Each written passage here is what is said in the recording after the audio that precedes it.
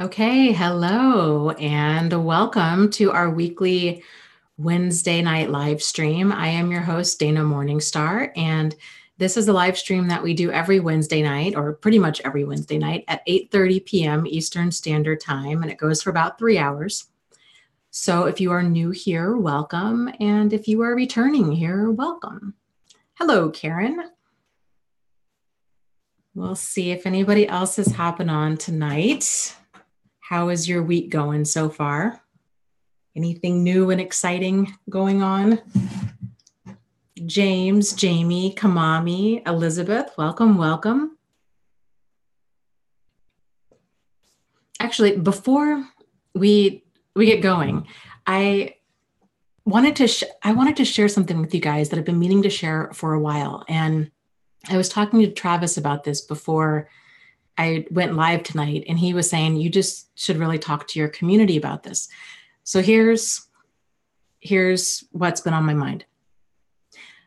As you know, as you probably know, I've struggled for kind of a while doing these live streams, and I just get really nervous, and it's kind of this whole mix of emotions. And after the live streams are over, I tend to feel it's when I'm doing them, I'm like, oh, it's so great. I see the same people here. And so it's sort of like, hanging out with a bunch of friends. And then after, because I've seen a lot of your names here every week for years. And that's in a way, it's kind of nice. Yeah, I don't know. You just connect with the same people, right? And, but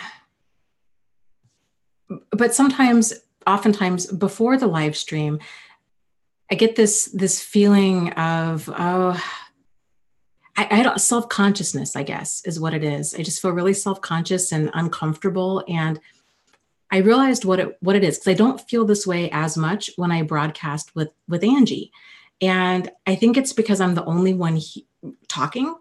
And what makes that so awkward for me is it feels, and I guess in many ways I am, it feels like I'm just monologuing, like I'm just talking, pontificating, I guess, for 3 hours. And it just feels so, I don't know, arrogant and pretentious and self-absorbed. And like, who do I think I am? And so I just kind of wanted to address that because, when I started these live streams, it was because I was getting so many emails, I couldn't respond to all of them. And I thought, well, I'll just provide a place for 3 hours because people are getting off work and, time zones and stuff, that if they wanted to just hop on and just not be alone and ask questions or just chat about their day or whatever, that I would just be here. It's 3 hours, however you guys want to use that time, basically. And anyways, so I just have kind of felt self-conscious about it for a while. And then even when I'm doing the live streams and when I'm talking, it's an awkward kind of line for me. I struggle to walk because if I talk about my own stuff, it feels very like I'm very self-absorbed and it feels uncomfortable. If I talk about other people in my life, it feels gossipy. But then if I talk about other people that I don't know, I don't want them to feel attacked. So it's this weird line I try to navigate, and I tend to go back to my own experiences and share that, but I'm not sharing it. I guess I just want to make sure that my right intentions are coming across. It's not that I feel that my stories or experiences, that I somehow need to still work through them or that they're so fascinating. I guess it feels like the lesser of three evils that I have to choose from. So I just wanted to let you guys know that this is something I struggle with every single week. And if it is awkward or if it comes across as that I am hopelessly self-absorbed for doing these 3-hour live streams, I apologize. But that's not my intention. So just let that be said. Okay. Okay, I'm going to scroll up and read some comments. And, and also too, I just wanted to say, if I warmly welcome feedback. Some of the biggest positive changes that I feel like I've made from this channel has come from constructive criticism. And sometimes it's just been not so constructive and just flat out criticism. So if there's something that I'm doing that you think I could do better or totally change or just stop doing altogether, let me know. I'm totally open. I really want this channel to be as helpful as humanly possible. And so if I can improve in different ways, let me know. Okay.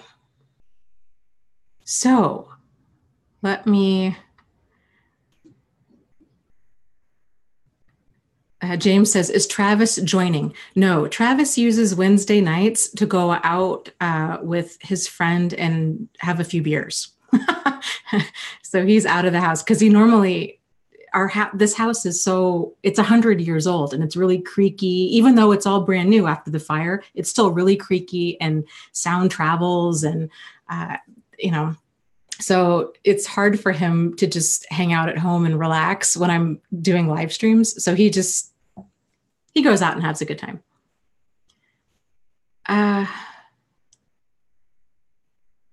Let's see. Okay, Heather, the great question. She says, Dana, if it's not too personal, how are you so good at knowing tricks of narcissists? I remember you saying your exes were nice. Were there signs that you didn't see in their personality then that you can now see? Okay, great question. My pattern for falling for men, I tended to fall more for like the sociopaths of the world. And I would say pretty much every significant relationship and most of my significant friendships have been with people that were highly manipulative and very likable, very charming, but ended up being very problematic. So I had experienced kind of only one kind of sliver of this. I dated a guy back when I was in high school, like many moons ago, who was dangerous and manipulative and awful and scary. But that was a long time ago. And, it was just kind of like a little sliver of what narcissistic abuse is. I worked at a domestic violence shelter for a while. And then when I was a psychiatric nurse, all of our patients at the facility that I worked at, our patients were basically either mentally ill or personality disordered or both. So I had a lot more, when we had probably about 800 patients. So we worked outpatient. So it was the same people coming in, every month or every couple months. So you got to know them pretty well. So that was the other part. Probably I would say my biggest, it's funny that you mentioned this because Travis and I were talking about this tonight as well. The biggest learning curve for me was when I started joining support groups and then after I formed my own. And it was this, you think that you understand what abuse is and you think that you understand what evil is or like what a lack of remorse or empathy look like. I'd heard hundreds, if not thousands of stories by the time I probably got around to starting my own support group. And I still today continually, there's some stories that it's just jaw dropping. So after hearing from just this huge wide range of people, from men, from women, from, heterosexual to homosexual to you name it, people from different countries and just, you just start to kind of see like, oh my gosh, you start to see the range of problematic behavior and really how it manifests. But yes, I would say also there were signs, to answer your question, were there signs in their personality then that you can see now? Yes, there are. And there's also a lot of signs, like things within my own personality that I see now that I didn't see then, as far as how and why I continually got roped in by this and how I wasn't seeing things clearly. So with seeing a lot of their behavior clearly, it's more at this point, it took me a while. It took me many years because it took me many years to see the experience more for what it was, just because it's, you don't have the vocabulary for it. And I just didn't know. And there were many things that were not on my radar of actually being a problem. So now I'm able to look back. So back then, 5-10 years ago, I saw the problem. I tended to see the very extreme problematic behavior for what it was. Like I saw the extreme stuff, like that's a problem, but it tended to be towards the end of things when it all surfaced. Now I'm able to look back and I can back things way up to pretty much the first interaction I had with them, and in other people as well that have been problematic. From the first conversation, I'm like, oh my gosh, that did not hit my radar as problematic back then. And it's just little things. A guy using a pet name, calling me, oh, hey, love, or before we'd even met, and signing text messages with the kissy face.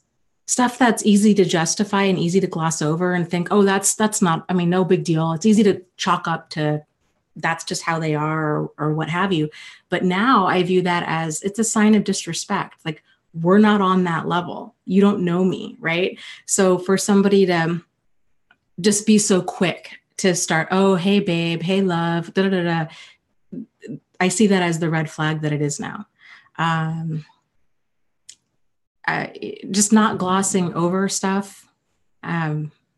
See, the things within my own personality were giving people the benefit of the doubt, this feeling of needing concrete proof of, okay, there's all this squirrely stuff going on. There's, like my instincts are kind of screaming at me to get out. But I felt like, well, until I have the smoking gun, basically, right? Like until I really find out that they're cheating, until I really find out that they're dangerous or destructive.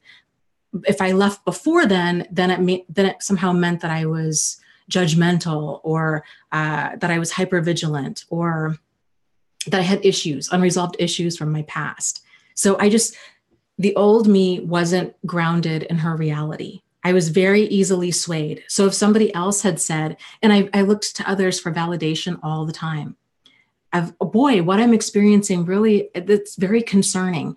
And then I would go ask somebody, is this concerning to you too?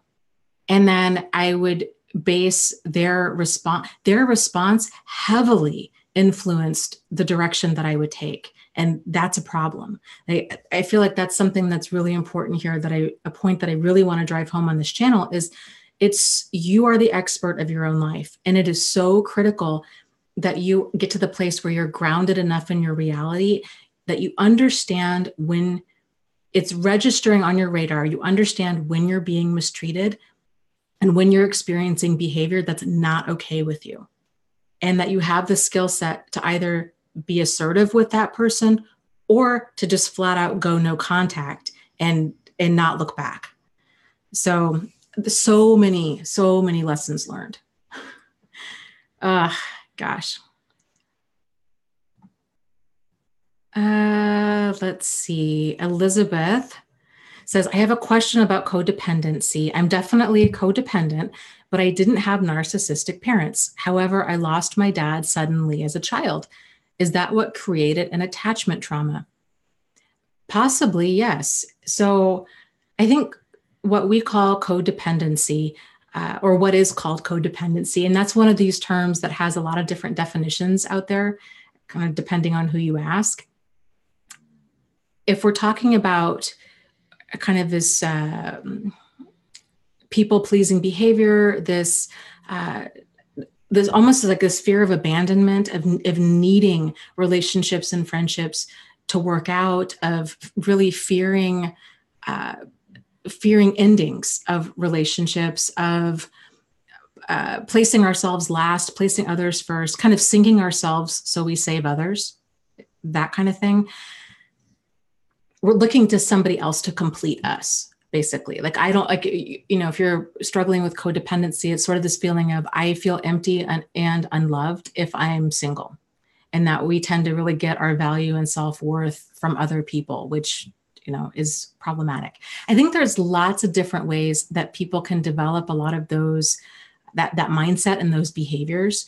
You know, a lot of this stuff, healthy boundaries and healthy attachments is not something that's really role modeled for most people. And it's definitely not something that we're taught through movies or music or, you know, society in general.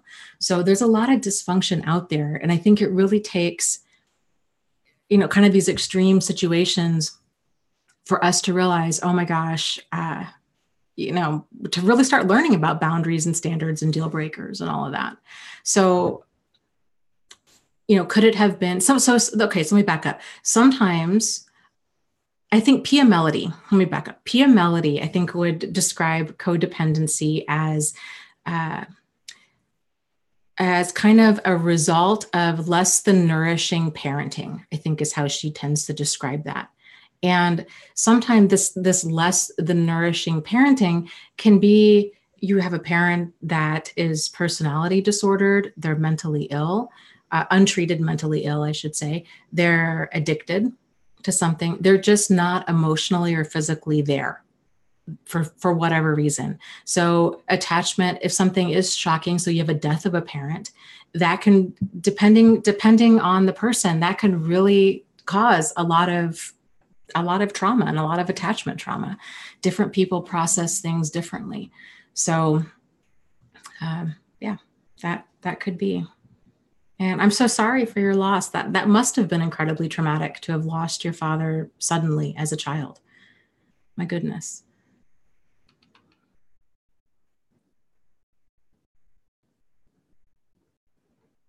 Okay. Dave, hi. He says, how about healing? Yes, that is the plan. So one of my plans for 2019 is to really make that a focus. So everything that I'm doing here really steers into and lives up to the name, Thrive After Abuse. So I've got some plans in place. I'd like to get to the place where we do, you know, where I can gather up a bunch of images from the internet that are really inspiring and empowering, that we can do more videos that are like Motivation Monday or Thriver Thursday, kind of getting this stuff planned out and actually taking action to make this happen. So yes, I agree completely. Okay, let me, Maddie says, good hair day, Miss Dana. Well, thank you. I actually just got out of the shower about 2 hours ago. So this is fresh hair just for you guys. Let's see. Let me scroll up here. Missouri Cowboy had said, tell your story. Well, I won't get into that tonight. I feel like I've covered that a million times over, and I just don't want to bore anybody to tears. And here's something else too. I have no problem sharing my full story from start to finish. I will say what has been interesting, the more I get into all of this, the learning, you know, there's so many different facets to this, you know, boundaries and love addiction and codependency and narcissism. And, you know, it's like pulling a string on a sweater. I mean, there's just so much to it. What I thought then that was my story is very different than how I view my story now. And it'll probably be very different in a few years from now as I grow and change. So, you know, if you would ask me this, you know, 4 or 5 years ago, what's your story? I would have, like I was saying earlier, I would have said the kind of the overt, the highly problematic stuff at the end. I would have focused on that.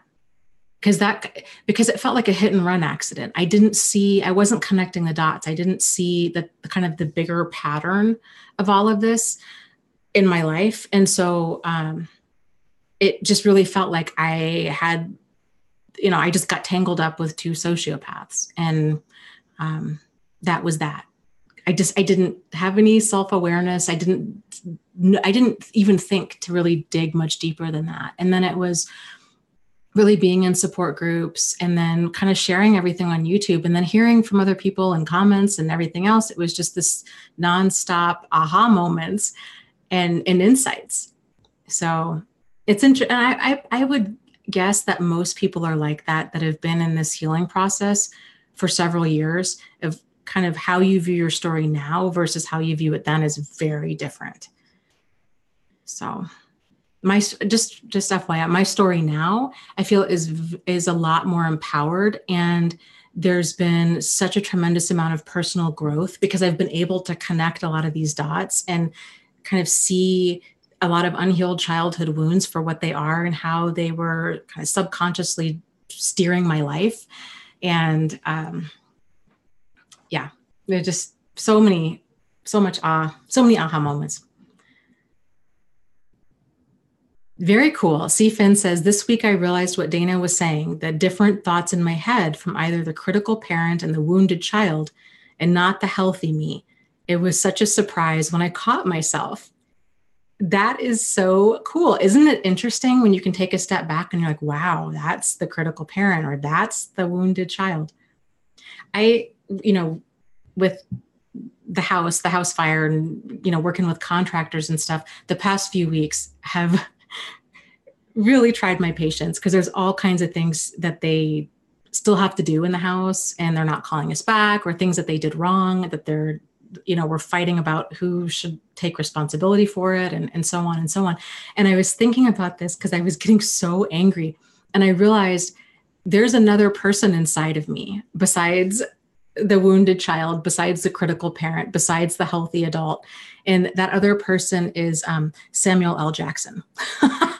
So I realized when I get angry, Samuel L. Jackson comes out. And so I have to do my best to not have him surface and go ballistic on people, because I just get so enraged that I don't want that. Travis jokes his inner person is Hulk. And so he'll go around when he's really upset, and as a joke, he'll just say, a Hulk smash, and we just kind of joke after we get off the phone with the contractors.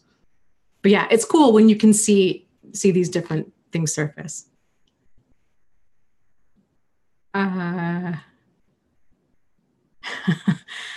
Let's see here. Camilla had mentioned the intermittent reinforcement and says the intermittent reinforcement felt addicting. Yes, and it very much is. If you think about it, this is how casinos get people to stay and gamble. This is why we get addicted to things. There's this kind of pull, this feel good moment, and then it's followed, the gambling addiction is probably the best analogy to this, that there's, you win. When things are really good, they're really good. But man, when things are really bad, they're really bad. And so when you win, you're like, yes, it feels amazing. And music plays and lights flash and you feel on top of the world. It's this huge dopamine hit. But then as you're continuing, as you're losing money, or I would imagine for people that are really compulsive gamblers, when you've lost everything, that low is so low, but it feels like the only thing that can take that low away is another high, is another win. And that's this intermittent reinforcement. And it's how we tend to get caught up in this web, especially if we have these unaddressed abandonment issues within us, where we don't want this relationship to end. And we're afraid that we're never going to find somebody else. We're afraid that we're never going to be loved like that again, because we're not seeing the good times for the act that they really are. So it can be hard to walk away from that. When you've got the good times, it feels like it's your soulmate. And then the bad times, it feels like it's Satan. And that's not normal. Like, normal relationships don't have such a roller coaster of extremes.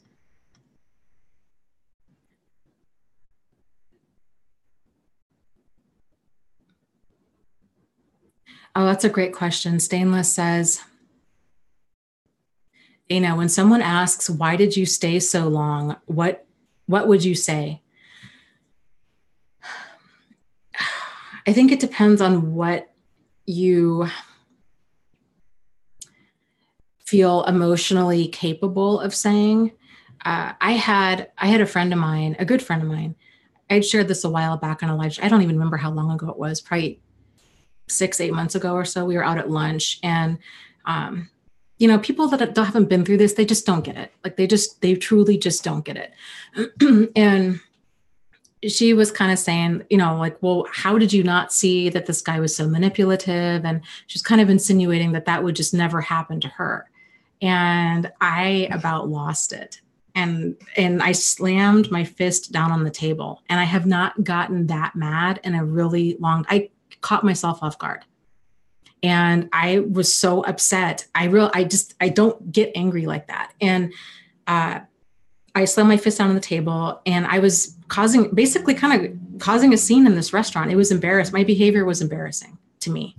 And I had said, I don't even really remember what I said, something along the lines of, nobody thinks that they would get tangled up in this kind of stuff, and yet they do. And just because it hasn't happened to you doesn't mean that you have like this incredible amount of like emotional intelligence, because it truly can happen to anybody. And, so anyway, I guess the point being is now that I realize that there's still some trigger points there for me, I don't even get into that conversation. And for me, it's been years. So I just don't even engage. I just switch the topic. If the person seems sincerely interested and they don't seem like they kind of want to argue the point, or, they're kind of, I don't know, just getting defensive about it, then you could just say something like, an abusive relationship is a manipulative relationship. And I did the best I could with the information that I had. Had I realized that I was being manipulated, had I realized that I was even being abused, I would have left. But this kind of stuff, it's easy, and most people justify it and they minimize it. Or they try to get the other person to share blame. Like, well, what did you do to make them do that to you? Or, how did you not realize that this was abusive? Or how did you not realize that this person was so manipulative? And it's like, well, all the squirrely behavior, you just tend to just give another person the benefit of the doubt. And if a person's never been tangled up with a pathological liar, it's seriously just not on your radar. I mean, normal, decent people tend to take other normal, decent people at face value. So it's just not like it, we don't continue to ask and ask and ask. You just take things for face value. Up yours. Narc says, Dana, you had mentioned that you wanted to grow your team. I think that would be a tremendous help in you getting so much off your plate. It's hard to do, but will be well worth it. Yes, I agree. And, there's been times over the past, 4 years or whatever, where I've tried growing my team. And I realized there have been many lessons that I've learned the hard way over the past 4 years. And one of them has been with growing a team. And unfortunately, I realized that I had to grow as a leader before I could grow my team. And the lack of the lack of a growth of a team has been 100% due to me. And just being overwhelmed, not knowing how to kind of, interact with a bunch of different personalities, and not being comfortable with confrontation when issues did come up, just lots of lessons. So, and it's really unfortunate because I feel like, all of the volunteers that I've had on my team have also been survivors. They've all been fantastic people. For the most part, we've had a few that I think were really problematic that flew under the radar. And that's a whole nother story for a different day. But the vast majority of them have been absolutely wonderful people that I am so honored to have had in my life. And it really hurts me that I couldn't be the leader that they needed me to be, and that I couldn't get the group, that I just couldn't be the leader that they needed. And that a lot of these people have gone their own. It hurts me to know that I have hurt other people, and that my actions or inactions have hurt other people. because that's not what I want anything that I do to be about. So it just sucks. The learning curve to all of this is just awful. Ugh. Daniel Ray says, yeah, public leadership happens after self-leadership. Yeah.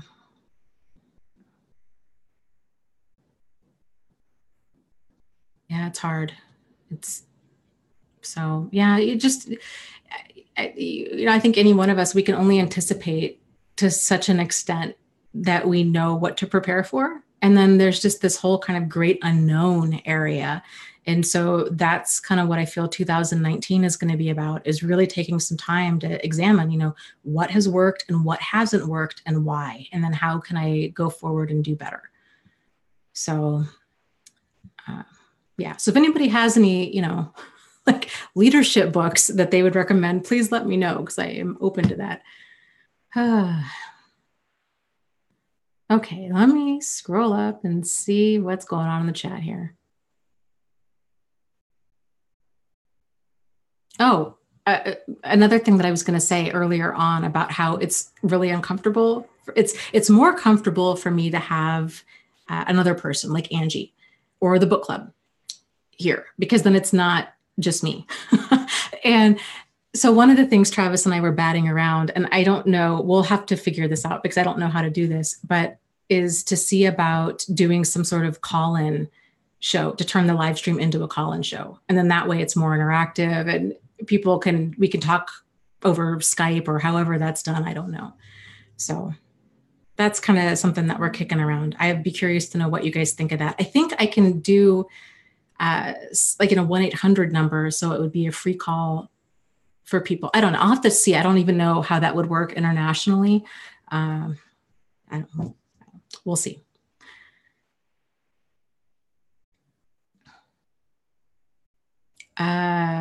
Mother Survival says, I think non-victims don't want to acknowledge the abuse could have just as easily happened to them.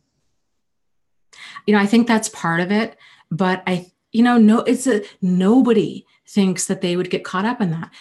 Just like nobody thinks that they would join a cult, just like nobody thinks that they would get manipulated out of their life savings, that nobody would fall. None of us think we would fall for a scam.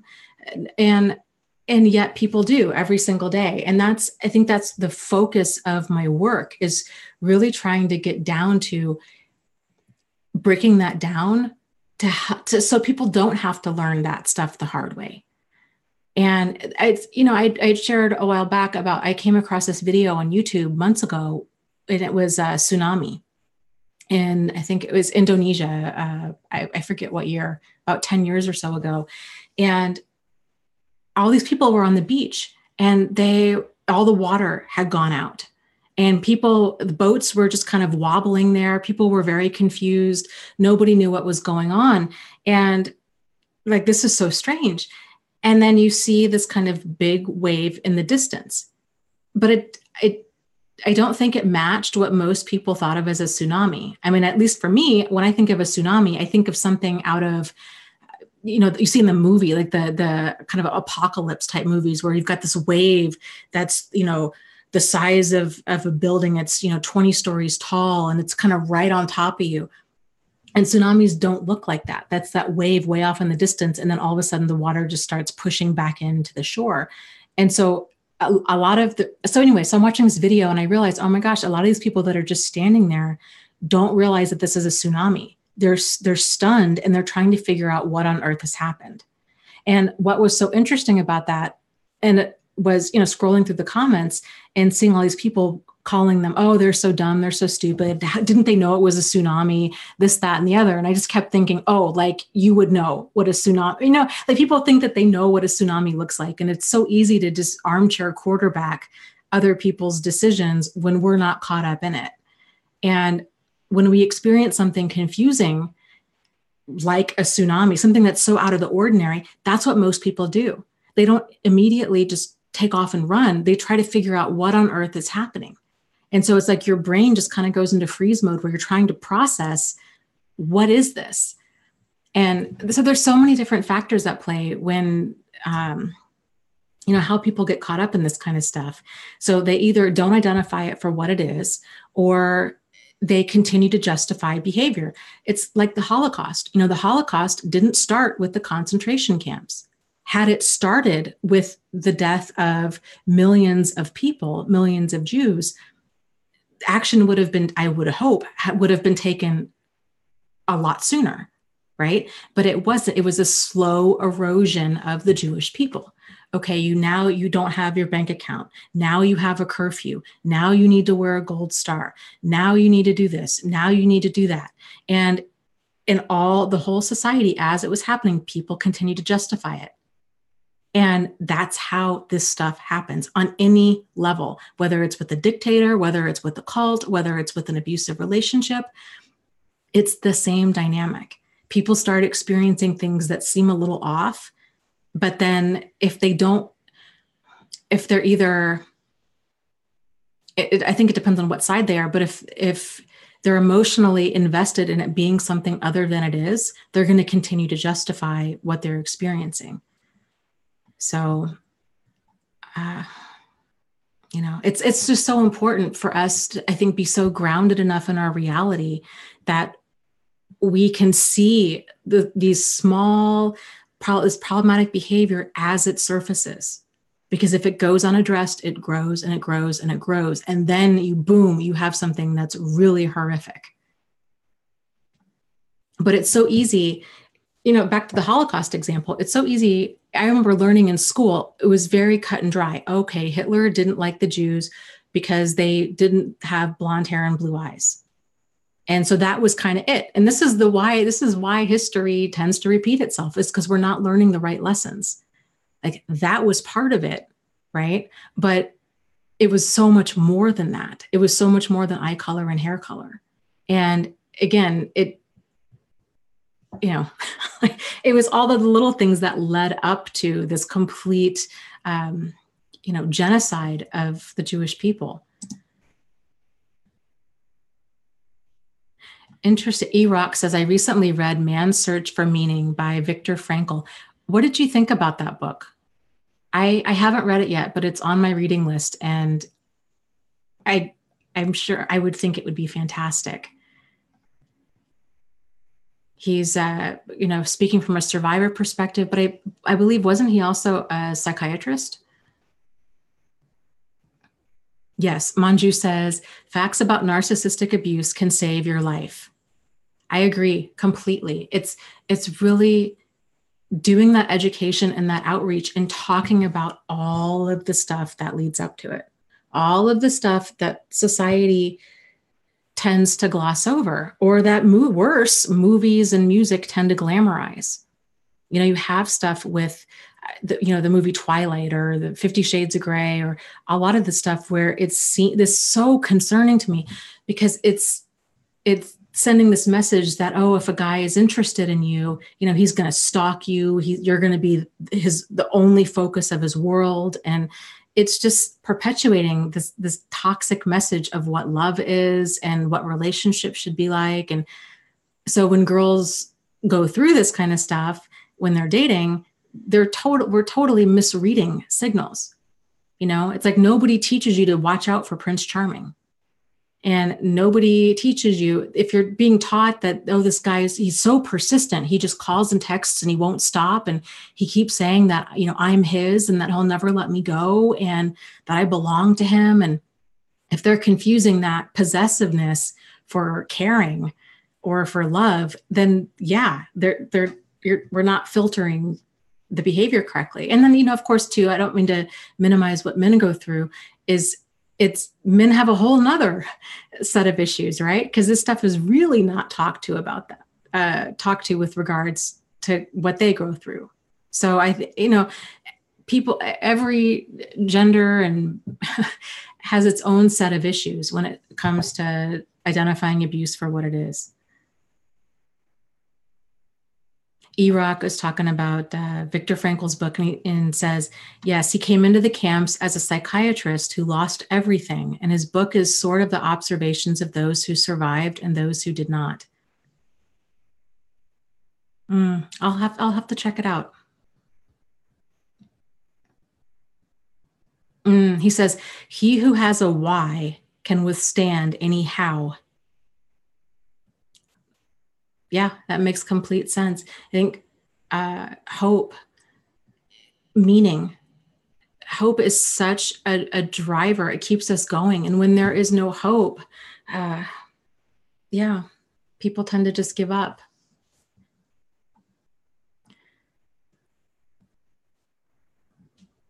Oh, I love that. Yeah, Survival says, what I took away from Frankel was that you could be stripped of every choice and freedom, but no one could take or control your thoughts and how you used them. Wow, that's so powerful. Oh, gosh.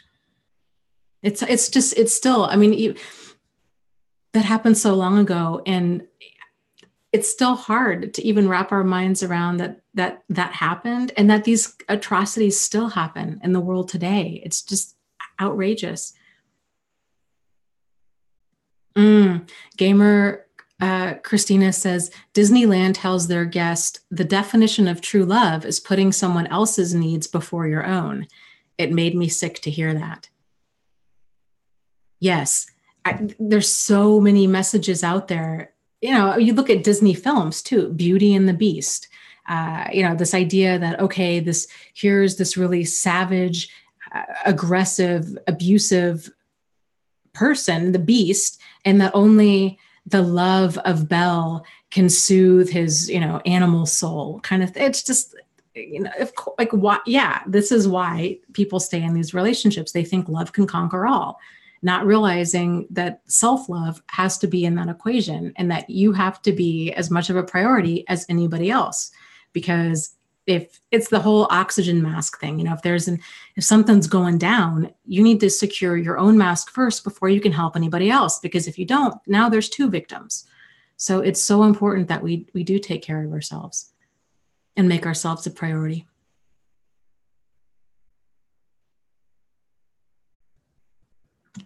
Okay, let's see here. Let me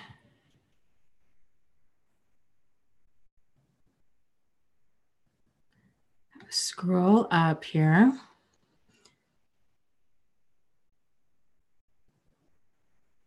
Rob says, my narcissist is big on promoting women needing a primary relationship as a core need, and men placing more emphasis on job identification. True or false? I think if we're talking, generalizations, I would say that tends to be accurate. I think men are socially conditioned to find value, to find their self-worth in their job. I think this is why so many men have a really hard time when they retire. And they do base a lot, they tend to base a lot of their self-worth on what kind of job they have, how much money they make. It's sad, that society kind of tends to see men as far as dollar signs, basically. And I think women do tend, there's a lot of self-worth that comes from kind of, cultivating a family or different relationships in our life. I don't know. I'd be curious. Does anybody have any thoughts about that?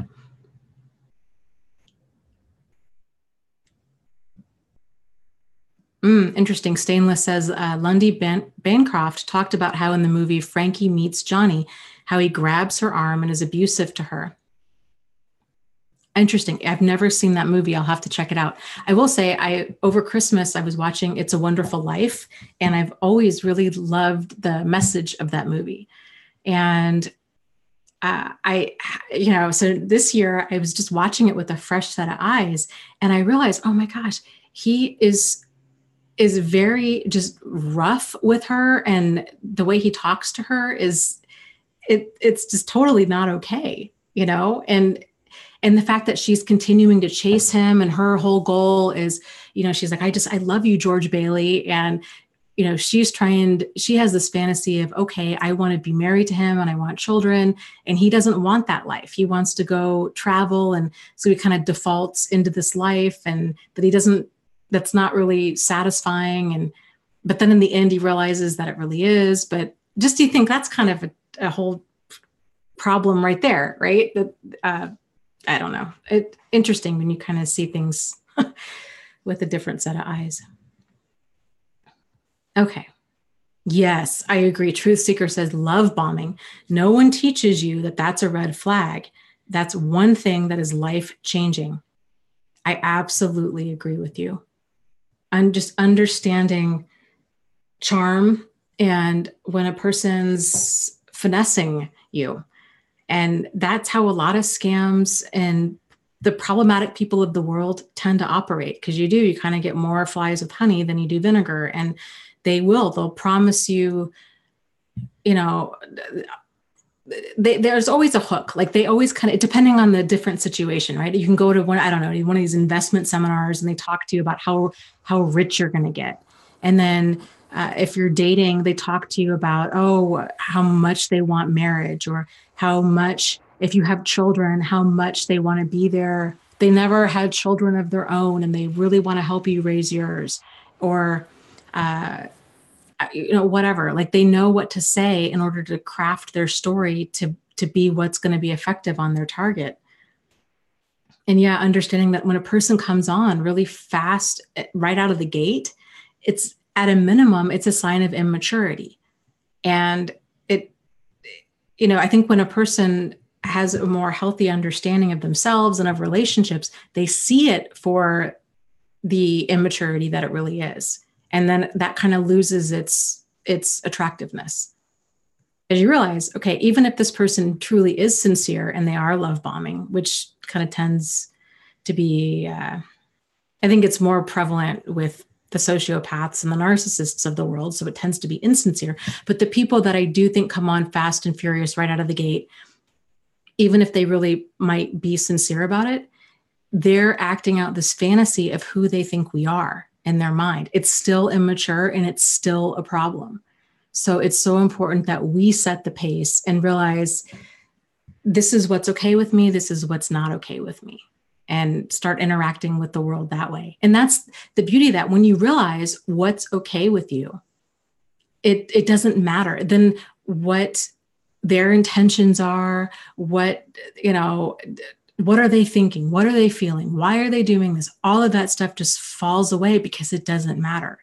It doesn't matter. What matters is what's okay with you and where your boundaries are with things. And it takes so much pressure off, because then we don't have to make ourselves nuts trying to second guess their intentions and their motives. And do they really mean this? And is this person really sincere? And this, that, and the other. It's just, hey, this either works for me or it doesn't.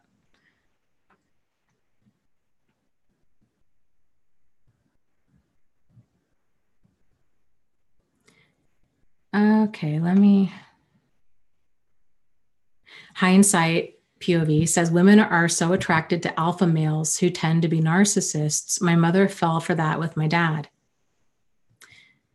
Yeah, I think it's been in the last, maybe, I think there's a difference between kind of these, alpha males and then what I just call like alpha holes, like a-holes, where to me, a true alpha male is a leader. He's strong, he's assertive, he's, but self-aware, versus like an alpha hole is a total just brash and arrogant. And there's all this machismo and, just womanizing and, cheating and stealing and schmoozing. And just, to me, there's nothing alpha about that. To me, that's,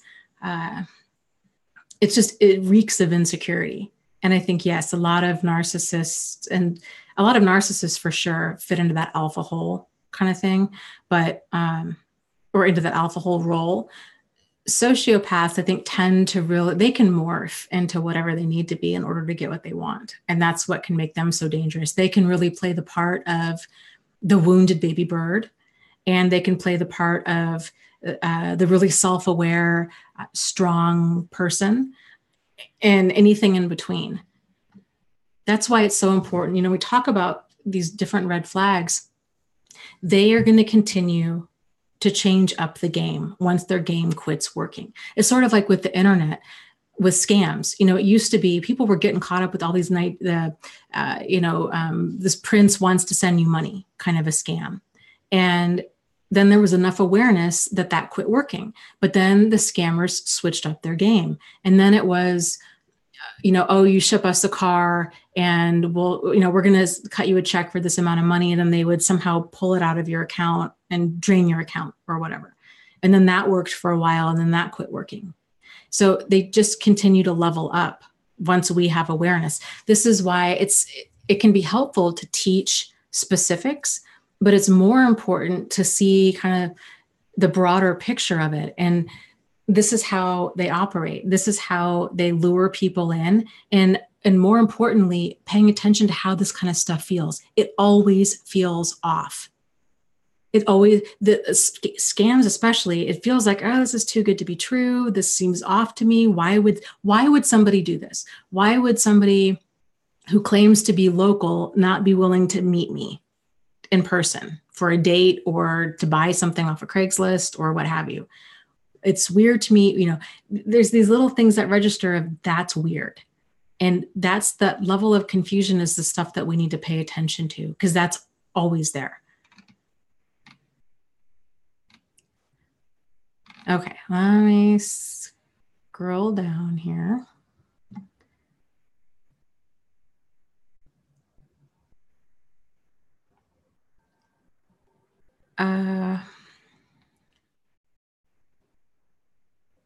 Let's see. Yeah, I would agree. Truth Seeker says alpha males are brave. They do brave things with their actions that protect the people they care for, not these fake alphas. It's all in action, not words. Yeah, I would agree. I feel like I've met very few men that I would say are true alphas. I had the pleasure of working for a wonderful family. This was years ago. And it was a mother and she had triplets. And so the three sons ran this company. And it was basically me and the mother that worked for them. And they were just the most wonderful family. And the brother that was in charge was fantastic. He was such an amazing husband and father and leader and son. And he was so wonderful to his customers that he always went above and beyond. And he knew how to lead, and he knew how to take charge and work with people and get things resolved in a strong, assertive way. And he was the kind of guy that just had everybody's respect because it was action, continual action. He was a solid, good guy, pretty much 24/7. I never saw a side of him that made me think any less of him. And I think people like that are really few and far between. So, okay, let's see.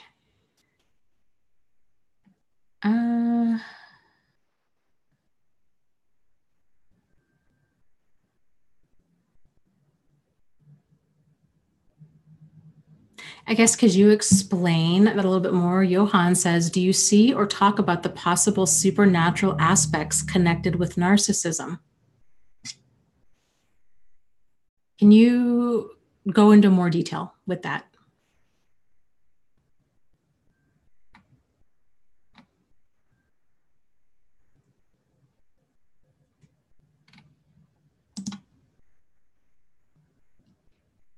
I agree. Truth Seeker says, leadership through fear is not leadership. The revolt comes. Leadership through example is what gets true respect. Yes, I agree completely.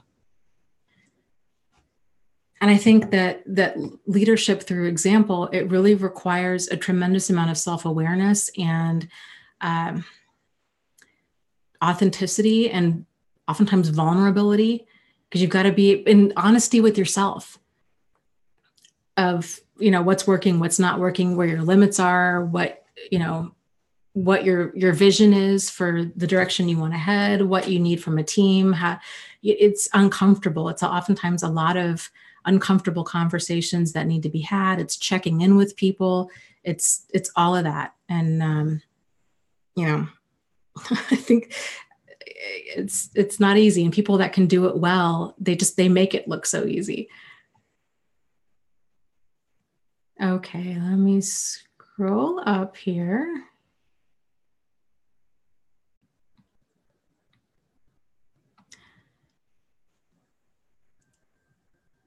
Rob says, an alpha's actions make you feel privileged to be near them.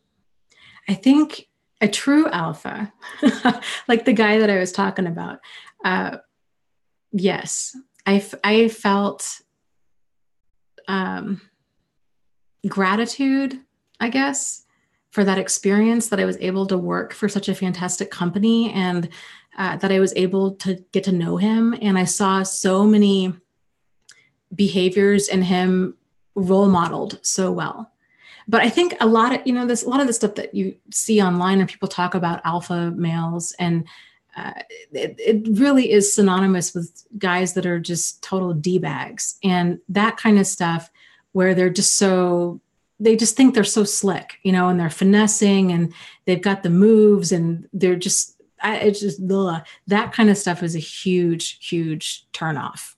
And I think the women that do get caught up in that, or even the men that get caught up in that, tend to see it, they tend to confuse that arrogance for confidence.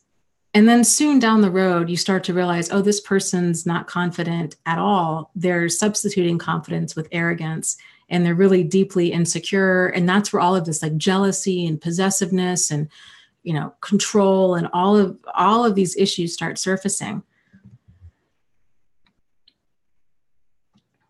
Okay, let's see. Let me scroll up.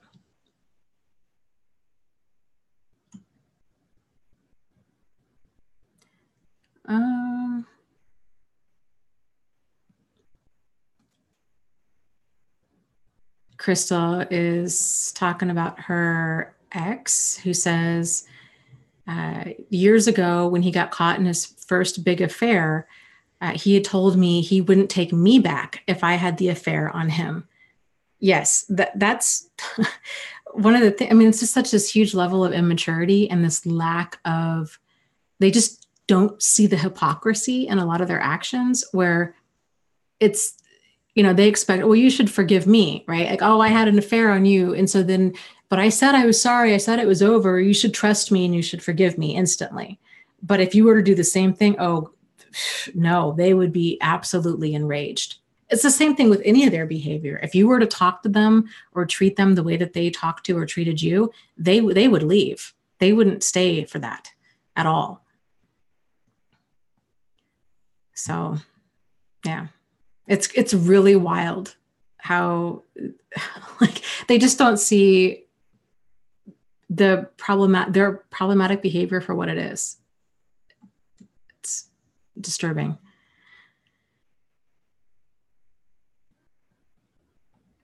Kevin says, how can you better pay attention to the red flags in general, or that feeling that something is off? I think in part by acknowledging it. So, and being grounded enough in yourself. So if you always set the pace, right? This is what I think healthy people do, is they always set the pace. And this is, with us setting the pace, this is an extension of our boundaries and our standards. So it's basically like, I'm not going to say yes when I mean no. I'm going to say yes when I mean yes and no when I mean no. That's what setting the pace looks like in motion. So if a problematic person comes into your world, either they're a coworker, a quote unquote friend, or somebody that you're dating, or a family member, whoever it might be, if they start kind of pushing your boundaries, but you have to realize where your boundaries are, right? You have to realize when you're being people pleasing. You have to realize how you have to be honest with yourself. Do I really mean yes, or do I really mean no with these things? And am I giving in to kind of keep the peace? And am I giving in because I second guess myself? Why am I doing something that I don't really want to do? And so once you kind of realize, oh, it's okay for me to have boundaries. It's okay for me to set the pace. This isn't me being hyper vigilant. This isn't me being rude. This is just me having boundaries and living those boundaries. So when you have that, so let's say, for example, you meet a new person comes into your life, and they start doing some stuff that just feels off to you. They talk to you They, I don't know, they text you a bunch, or they call you a bunch, or they don't. They just disappear off the face of the earth, or they want to see you all the time, or they only want to see you when it's convenient for them. Something's going on where you just feel like this is just not okay with me. If you have these healthy boundaries and you're able to be assertive and you're able to say, hey, this is concerning, or hey, this doesn't work for me, or hey, this is kind of what I'd like, more of or less of, or what have you, and they're not okay with that, then you realize, okay, we're not going to be able, we don't have effective communication. They're not solutions oriented. And, and then you have to kind of figure out, okay, then what's the next step? And really, I feel like there's no relationship possible with the person who's not team oriented and who doesn't take your concerns seriously.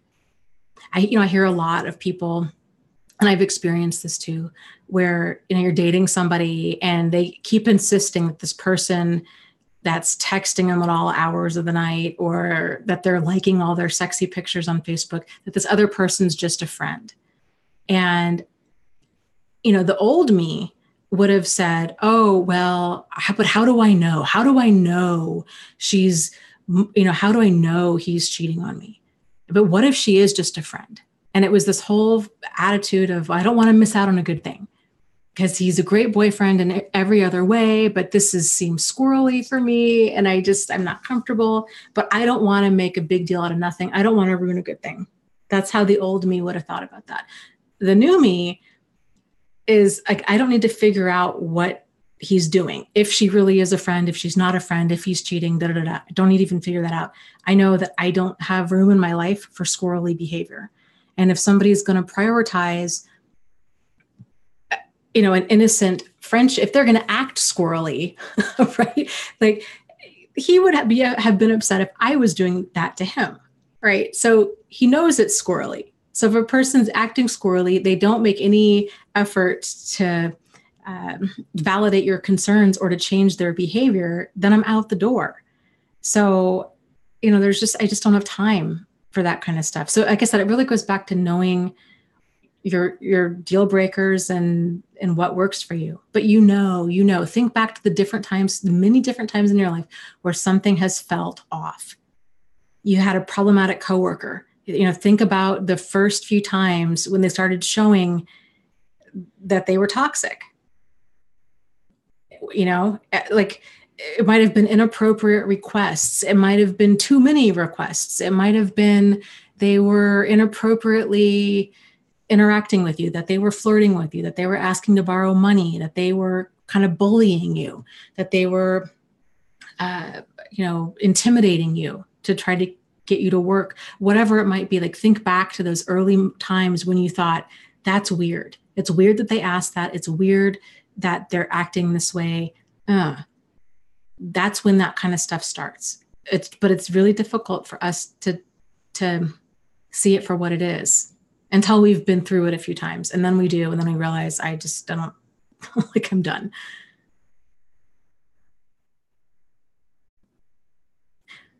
Quentin says, are you still to blame if you hook up with a narcissist? Well, I think that we all do the best we can with the information that we have. And when people know different, they do different. So oftentimes it takes a person, it's very common for people to have a handful of problematic people in their life because every single one of them comes across in a different way. So, our brain is a pattern recognition machine. And so if it's difficult and this is how people link up incorrect cause and effect, which happens all the time. So let's say you have a person in your life, let's say you're dating, and this woman is an absolute nightmare, and you link up, okay, that's it. I'm never going to date redheads again, or I'm never going to date a bartender again, or I'm never going to date a younger woman again.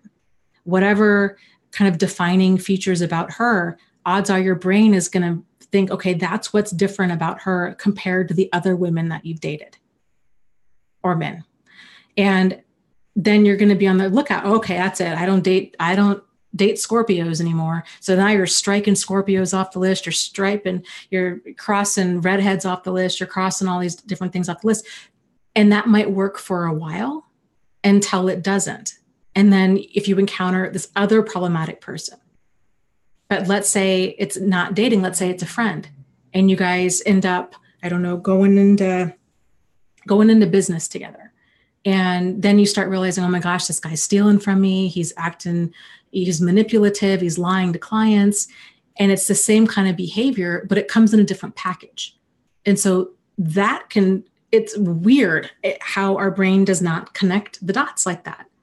So it's very common when people do start connecting the dots, they start realizing, oh my gosh, I've actually had a lot of these people with the same kind of behavior in different packages throughout my life. Maybe it was a parent or another family member, a coworker, a boss, a quote unquote friend, people that you might have dated in the past, you name it. So until we can actually spot problematic behavior for what it is and not get caught up in the package it comes in, we're going to keep getting caught up in it. And this is, women, here's something that women tend to do is they get to the point if they continue to fall, if they're misreading a person's intentions, okay, where they're like, okay, this guy's coming up, he's really charming, he's doing all this finessing and love bombing, and they're mistaking that for sincerity and intimacy and really thinking that they have this deep relationship with this man. And it turns out, he's a total player, and he's, he lies and cheats and steals and does all these terrible and abusive and all these things. After you go through a couple relationships like that, people tend to be like, well, that's it, I'm not dating anymore. And I've seen this more so with women than with men. What happens with a lot of women is that they like, I'm no longer dating men, and they start kind of swearing off men. And then in time, they start getting, they want companionship. And I've seen this quite a few times where then they'll be like, well, I'll start dating women. And then they start dating women. And then that doesn't work out. And then they're shocked of like, oh my gosh, this woman was even more abusive than my ex-husband. How is this possible? I thought I was safe because I was dating a woman. And again, it's because it's not men that are the problem. It's not a gender or a religion or a nationality or any of that. That's the problem. It's the behavior that's a problem. And that's global. So that's why people tend to continue to get caught up in it. So, okay. So you ask, are you still to blame if you hook up with a narcissist? Okay. So as a person's going through these different relationships, their awareness for problematic behavior tends to come more into focus. And the more aware, because nobody really, nobody likes being abused. Oftentimes nobody's like a willing participant in this. And so once they realize what's going on, most people, if they're not heavily financially invested and have children and, all of these things that tie them to this other person, most of the time they get out much, much sooner. So a lot of this just has to do with awareness of it. But yeah, I think that's a common thing that a lot of people ask of. And I think a lot of survivors tend to really struggle with that, well, was I a victim or was I a willing participant? But like I'd mentioned earlier, a lot of it's kind of the same dynamic as a cult. Yes, you are there of your free will, but you're also not aware that you're being actively manipulated. So that adds a different spin on things.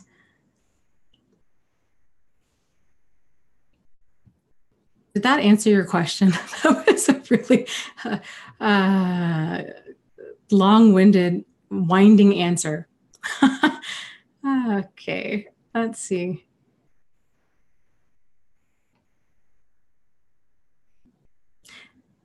Camilla says, how do we stop rationalizing problematic behavior? Well, I think in part we just have to realize that there's just it's not appropriate, that this is a problem. And it doesn't matter. There is no excuse for abuse. If we're talking about abuse, okay, or even adult behavior, there's expectations of how a person should behave by a certain age. You know, society expects this. And if a person doesn't have those skills down, then, it's not our job to teach them. Like, they need to go seek out resources. They need to do whatever they need to do in order to make their lives work. So there's no, in terms of abuse, there's no excuse for abuse, because it doesn't matter if they had a bad childhood. It doesn't matter if their ex was incredibly abusive and now that's why that they are abusive. It doesn't matter that they had a bad day at work. It doesn't matter that they were stressed out. It doesn't matter. And if you just realize it doesn't matter, how any of us handle our frustrations or our anger or trying to get our needs met in a relationship, it can't be done through abuse. Like, there's just no excuse for it. It's not constructive. It doesn't lead to anything effective. So terrorizing another person as part of a way that we handle issues is there's no excuse for that. It's just not appropriate. Sorry, I had a chair under my desk and it's like really in the way. Okay.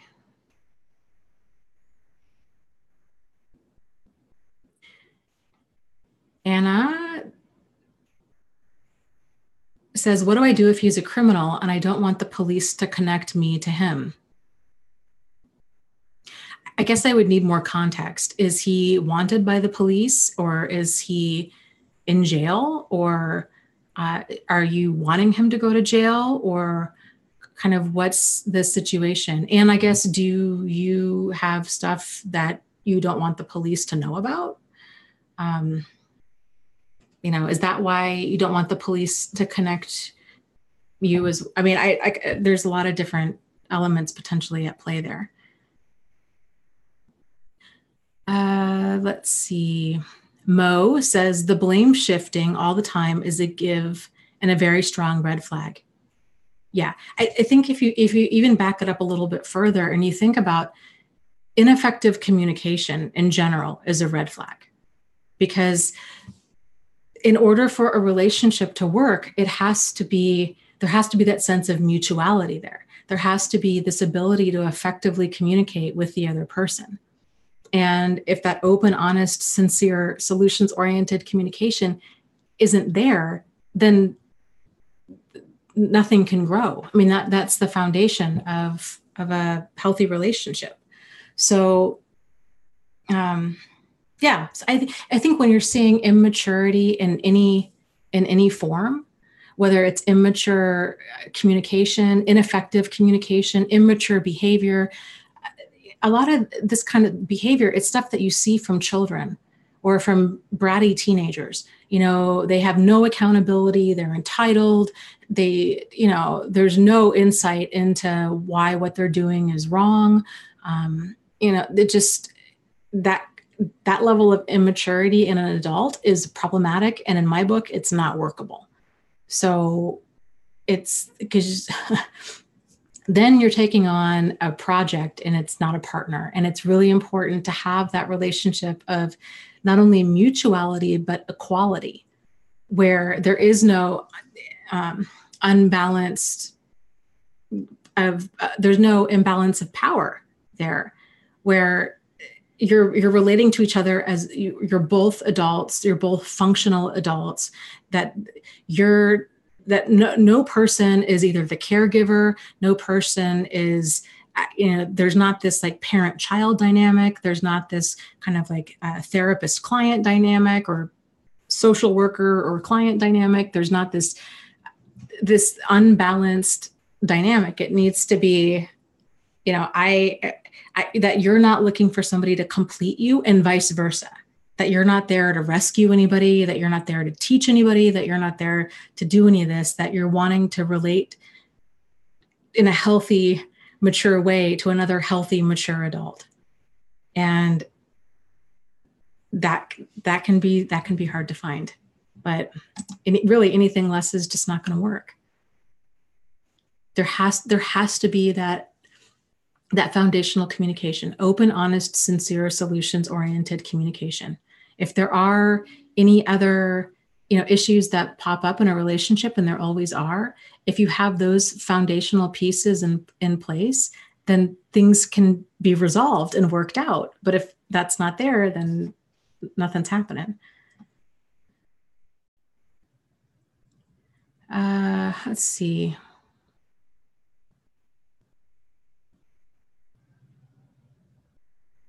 Forward-looking says, what to do when you see your partner's toxic friend begin to impact your relationship, but he can't see it. How do you begin to address that without upsetting your partner? We've been a couple for 1 year. I guess it depends. In what ways is this friend negatively impacting your relationship? And I guess if there's an issue, can you talk to your partner about it and just say, hey, this is XYZ is going on and it's concerning. And, what do you think about it? And just kind of start that conversation.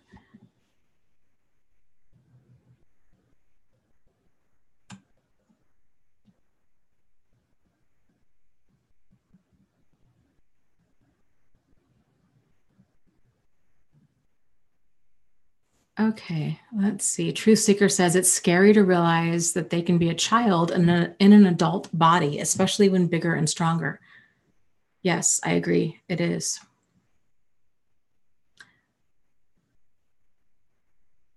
Yeah, hindsight says a person who is unwilling to hear you out and unwilling to admit to any mistakes is a major red flag.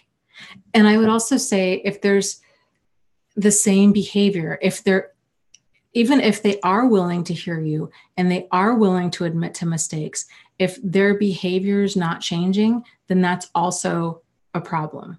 So you see this a lot with addicts. There's a bunch of different weight loss channels that I've been following on YouTube where, and I get it because I've trying to lose weight and it's the same. Change is hard, I think, is the bottom line. Change is really difficult. And we all tend to kind of go around that mountain where we're really motivated to change. And we're like, yes, we're aware this is in fact a problem. And then we kind of get complacent, or we just don't want to, sort of like it's easy to be on a diet until you get hungry kind of a thing. Like until it's hard to stay in that mindset of this is incredibly painful, I want to change. And so if you're in a relationship and there's major issues and the person's doing this, they're saying, oh yes, I totally hear you. And yes, there are in fact these major issues, but then nothing's changing. That's a problem. Or if they get better at hiding their behavior. So let's say that you catch them having an affair. And, oh, yes, oh, my goodness, I will change. I will go to therapy. I'll do whatever you need me to do.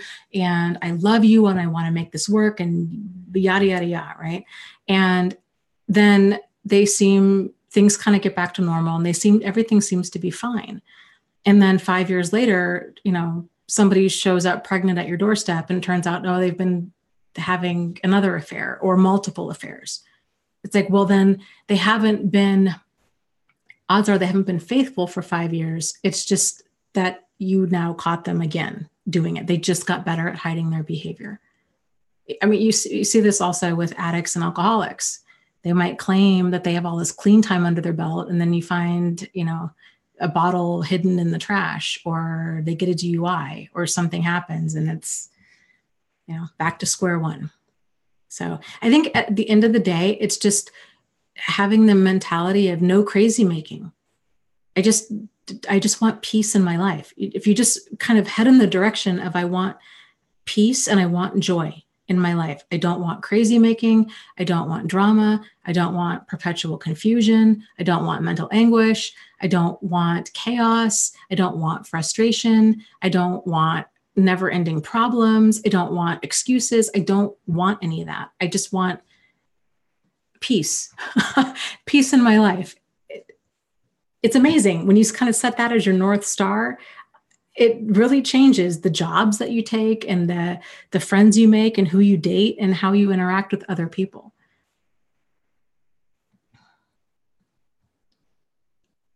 Okay, let's see here. Let me scroll up.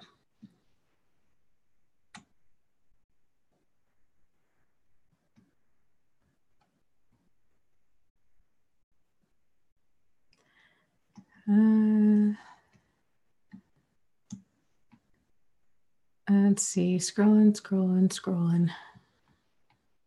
I don't know if Johan is still here or if he ever got back. I was curious to know what he was referring to as far as kind of the supernatural aspect of narcissism.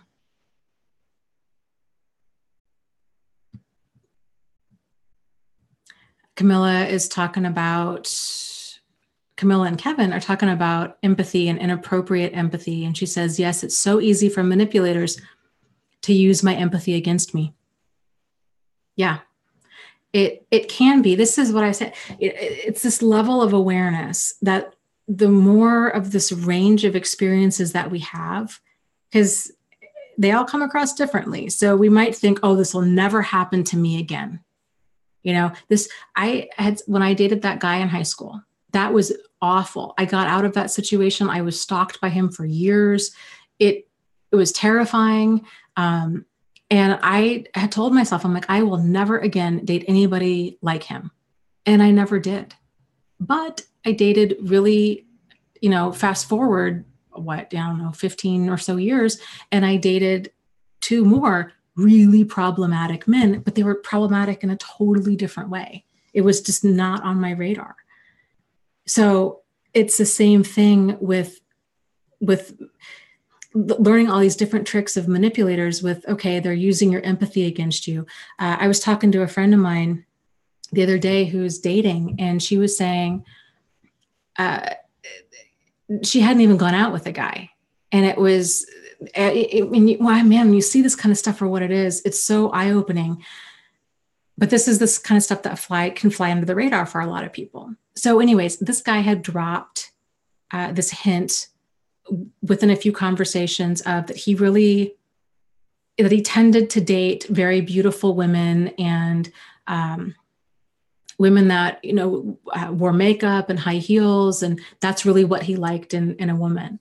And then they ended up doing like a video chat. And then she had said she had her hair, she wasn't all dressed sexy. And the guy had made a comment about that, how he was taken aback by that. And, he had never experienced that, and that he was kind of disappointed that she wasn't more pulled together.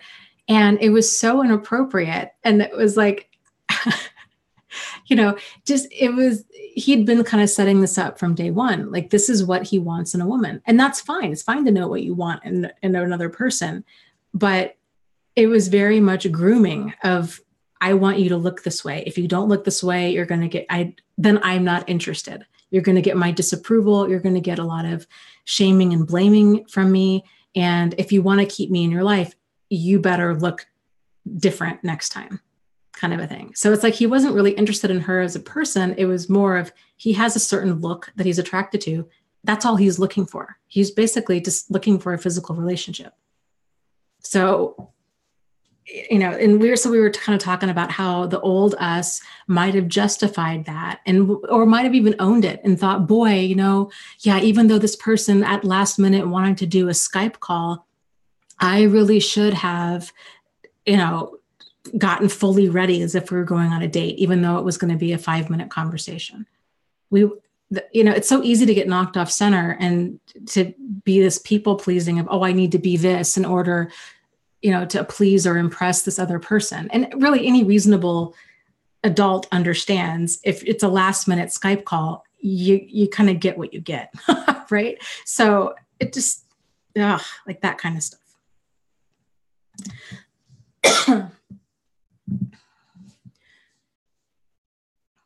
Oh, that's a good point. EXO says, yeah, Kanye controlling Kim's outfits. Yeah. And this kind of stuff can come across as caring. Oh, he's so into me. You know, he really loves picking out all my clothes and he likes it when I dress a certain way. And just it's controlling. And, you know, it for sure doesn't work for me. I know it might work for some couples and that's their thing. But if it doesn't work for you, it doesn't work for you.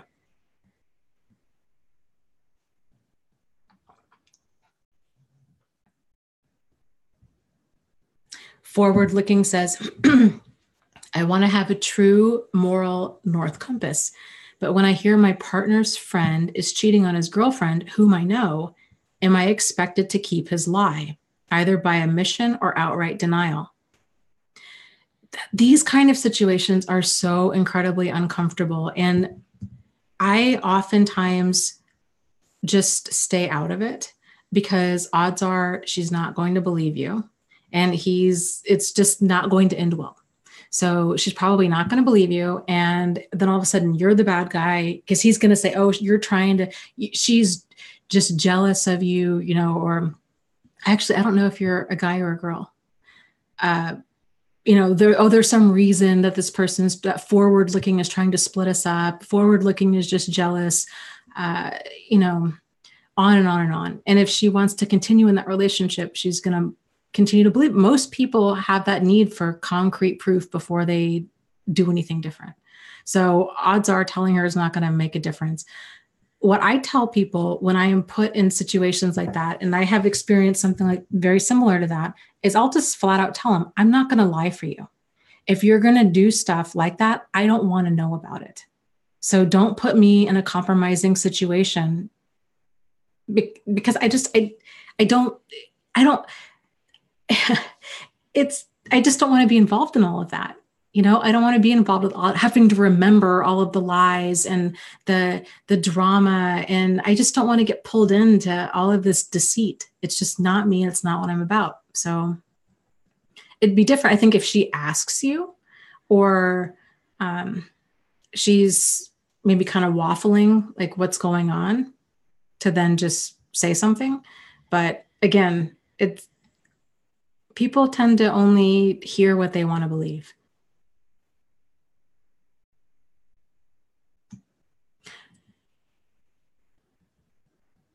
I'll have to check out the book. Okay, so Johan says the supernatural might explain how they are all very similar and how they operate, according to Anne Barnhart. He says, I don't really know how to rephrase the question, though. I think the similarities that we see, hold on, I need to get some chapstick here. Hold on just a second. Oh my gosh, I'm almost out. So much better. The similarities that we tend to see is it's all an unhealthy ego at play. And there's only so many different ways that this unhealthy ego can surface. So when we talk about this immaturity, that's what it is. It's this underdeveloped ego. We all go through a lot of these behaviors. It's part of our natural growth cycle. It's that most of us, if we're reasonably healthy, we don't stay there and our behaviors aren't that severe. Like there's not this ongoing pattern. You know, you might lie a few times as a kid. You copy your friend's test or your friend's homework. You sneak out and lie to your parents, this kind of stuff. But it's not to such an extent that it's, you know, like chronic and enduring. Like that's where it becomes a problem, where a person, it's, you know, when teenagers, when kids are going through all of this, it's because they're really kind of figuring out who they are and they're kind of getting their own autonomy and it, you know, pushing boundaries and all of that. But then for adults, you know, when they keep doing that, it's like they've really learned that this is how they get their needs met. And that's a problem. Like if that's how they go about operating within the world. So I know it can feel very supernatural with the way that they behave, because it can be so problematic and so just seemingly evil. But I think when we refer to behavior as evil, I think evil is synonymous with a lack of empathy and a lack of remorse. Oftentimes it's sadistic and it's intentional and it's just cruel. So that's what we're seeing. So when people talk about, oh, this is evil, this is somehow, demonic or what have you, I think that's more of what they're talking about. And I get it. And I've seen people say, no, Dana, I saw that, these huge, big black eyes, or they just had this look on their face. So it's like you just weren't dealing with somebody that was human. I get that. I've seen that too. But if we're talking about physical changes in a person with their eyes becoming dark, when a person goes into fight mode, adrenaline is released. And when adrenaline is released, your pupils expand. So your eyes do become big and dark when there's adrenaline going. So that's what we're seeing when we see these big dark eyes, and that kind of blank, hollow expression where you realize that you're dealing with a person who could care if you live or die. That's the bottom of their, you're seeing the worst of the worst, the complete lack of empathy and lack of remorse. And again, because most people are continuing to justify this behavior. And so we've been minimizing it or rationalizing it for a very long time. But when we get to that point where we realize these people, there's nothing there, like they do not care, then that's terrifying, because we're really faced like just full on with the truth. Like there is no minimizing it. There is no denying it. This is the kind of person we're dealing with.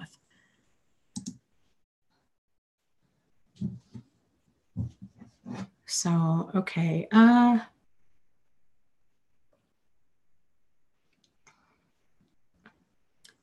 Mountain Lover says I got part of that conversation. Something about a lot of soulmates, twin flames have narcissistic behavior. Are soulmates also narcissists?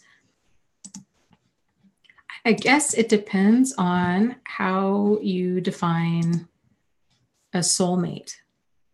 I think that the kind of common understanding for soulmate is kind of your other half, right? It's this person who kind of completes your soul, this kind of perfect partner.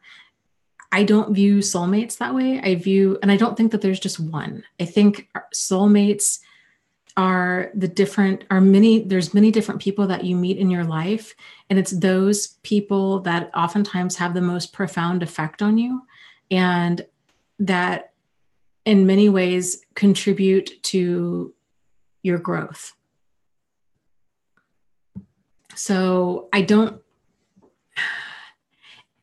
even though there's a lot of personal growth that can come out of being in a relationship with a narcissist or a sociopath, I think any growth that comes out of that, it's not because they're our soulmate. I think it's because we've done the work necessary to kind of squeeze everything out of it to make it work for our highest and greatest good. I don't want to attribute anything positive to, abusive, sadistic, deadly behavior, because there's nothing there. Whatever positive comes out of it, it's because we've worked really, really hard to make something positive come out of it.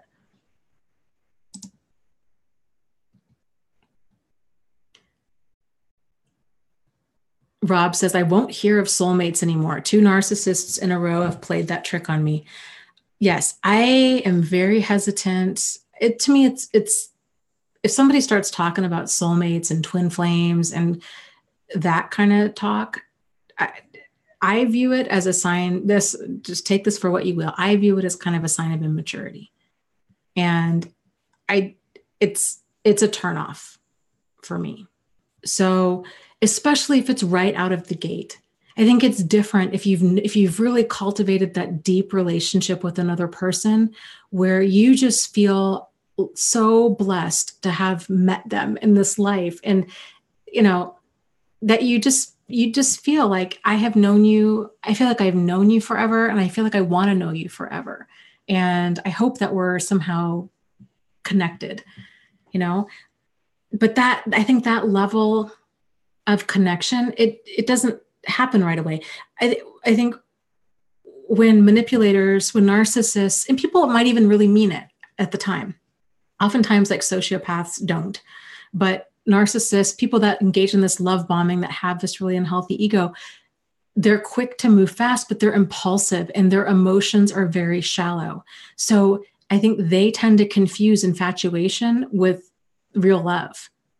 So for them, we've all been infatuated, right? We've all had a crush on somebody. Like, oh, it's all you think about. It's, you just want to be with them and you just want to talk to them and your whole world is them. And you're, when you're in school, like you're doodling their name and it's just all about them.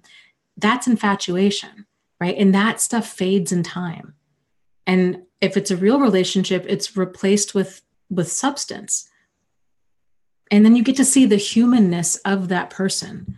You realize, oh my gosh, they're not this perfect person. They, I don't know, have terrible table manners, or, they wear their socks 3 days in a row, or they, whatever it is that you just see, like, oh my gosh, no, they're a human being and they have things about them that, that you perceive as flaws. But I really hold off on any of that kind of talk. Now, the old me, yes, okay, I agree. Salon says, yes, infatuation, obsession, idolizing your partner is unhealthy. Absolutely. And that's better terminology for it. It's that idolization. And this is something that we all can slip into. It's part of that infatuation.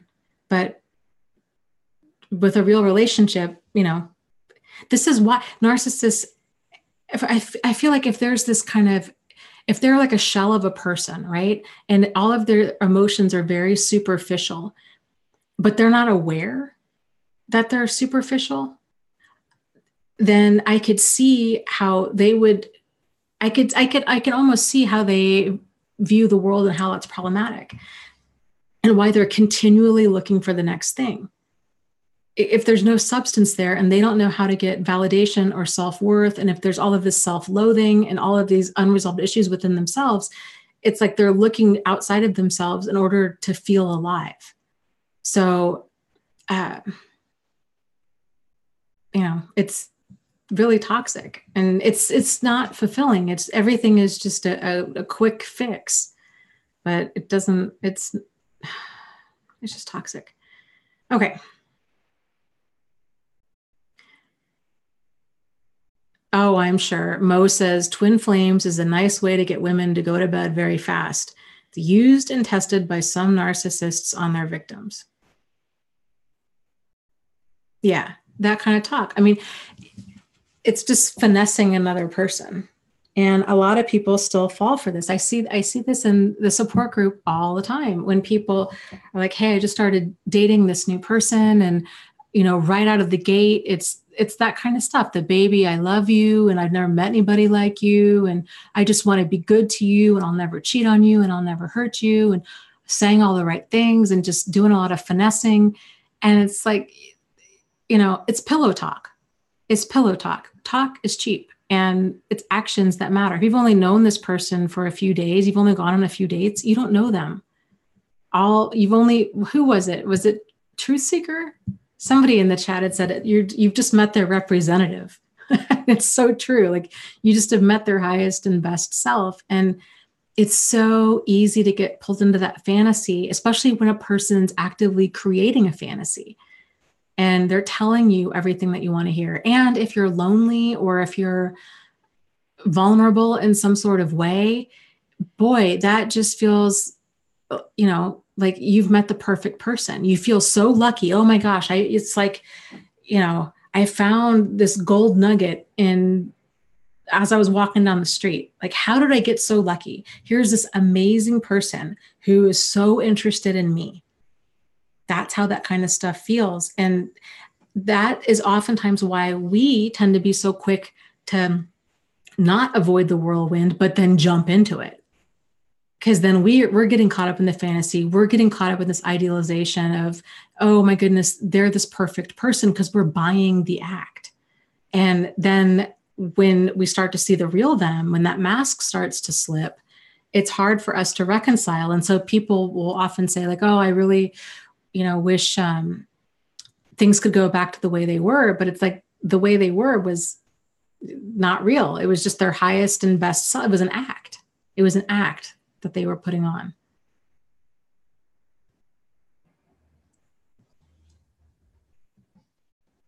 Let's see.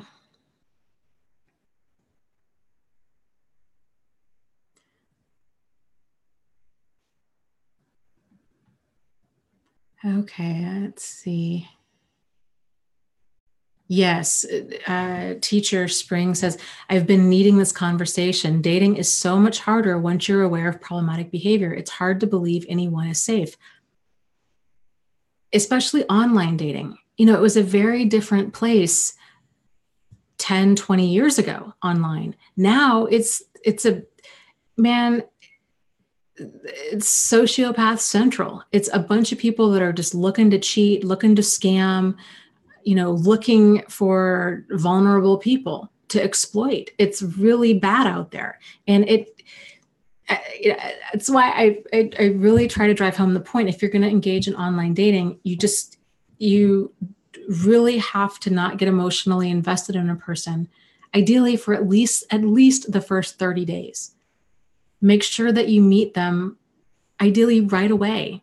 You talk on the phone, you send a few texts or emails, you talk on the phone. If you can do some sort of FaceTime with them, you just get a feel for that kind of connection. Then you meet them for coffee. Men, the same for you too.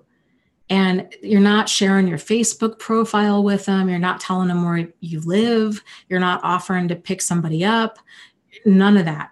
Like, you don't know this person. And so you're just meeting it's just a totally non-event. It's just a, hey, how you doing kind of a thing.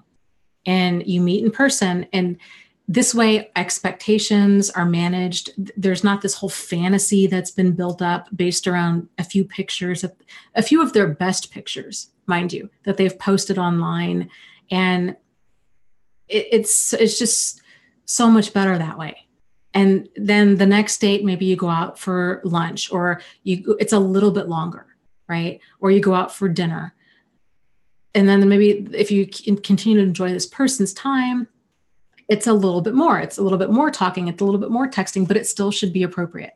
If somebody is really pushing, unless you're looking for something casual, but if you're looking for, a long-lasting relationship, if they're pushing, if they're hinting at that they want sexy pictures from you, if they're calling you pet names, if they're wanting you to come over to their house, Netflix and chill kind of a thing. If the conversation kind of keeps going back to sex, this kind of stuff, then they're looking for sex. And it's important that we see, intentions clearly. So, but yeah, I'm a bigger fan of meetup.com. I think that can be a really great way of, you're getting out there, you're meeting new people, you're doing activities that you enjoy doing. If you're really into outdoor adventure, you can, joining a group that does those things, like camping and hiking and snowshoeing and, what have you, or there's all kinds of groups on there. And it can be a really great way to meet new people. But most people, I think, that are in meetup groups tend to be at some sort of transitional period in their life. So oftentimes there are quite a few single people on Meetup. And that way there's no pressure. Like, you just kind of get to hang out with them in this, relatively kind of relaxed environment. There's no pressure. You're hanging out as a group. You can leave at any time. It's not awkward like dating can be. Oh, that's good. Teacher says, I'm getting good at surface level communication and coffee date icebreakers. Good. Yeah, that's huge too. And, you mentioned the coffee date icebreaker and surface level communication. That's another thing that a lot of us have to get used to, is I think a lot of us tend to have these deep dive conversations where we might be way oversharing with somebody right out of the gate. And that just tends to not end well. It either, if the person is relatively healthy, it's going to be like, it's going to come across as oversharing and poor boundaries. If they're problematic, then all of that stuff, they're eating that up, and odds are it's going to be used against you in the future. And then we feel bad when that happens. Or let's just say they just don't even call again. Like they're just not interested. And maybe it has nothing to do with anything other than they're just not interested. And then it's a terrible feeling to be like, wow, I really opened up to this person, and now, they're not in my life anymore. So just going slow, not talking about exes, not talking about heavy stuff, keeping it light, keeping it future oriented, as, setting the pace. So if they start asking you, oh, well, so what happened with your divorce, or what happened with this? Just, if you're not comfortable talking about it, and I would encourage you to not be comfortable talking about it, at least until you know that they're an emotionally safe person, and that you've, been on at least 6 dates before you even begin to start sharing deeply personal stuff.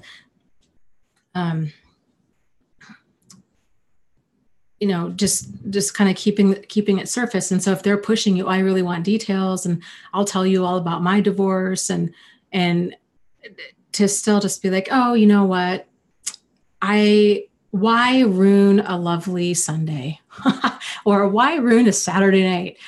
I'm here to have fun. And you just totally change conversation. Or you just say, that's a whole another conversation for another day. And you just steer away from it.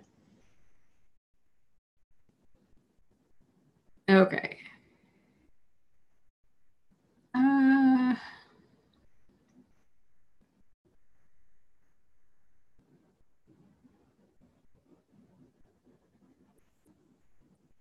That's a really great point. Miss Kim says, I don't agree. The singles groups are awesome.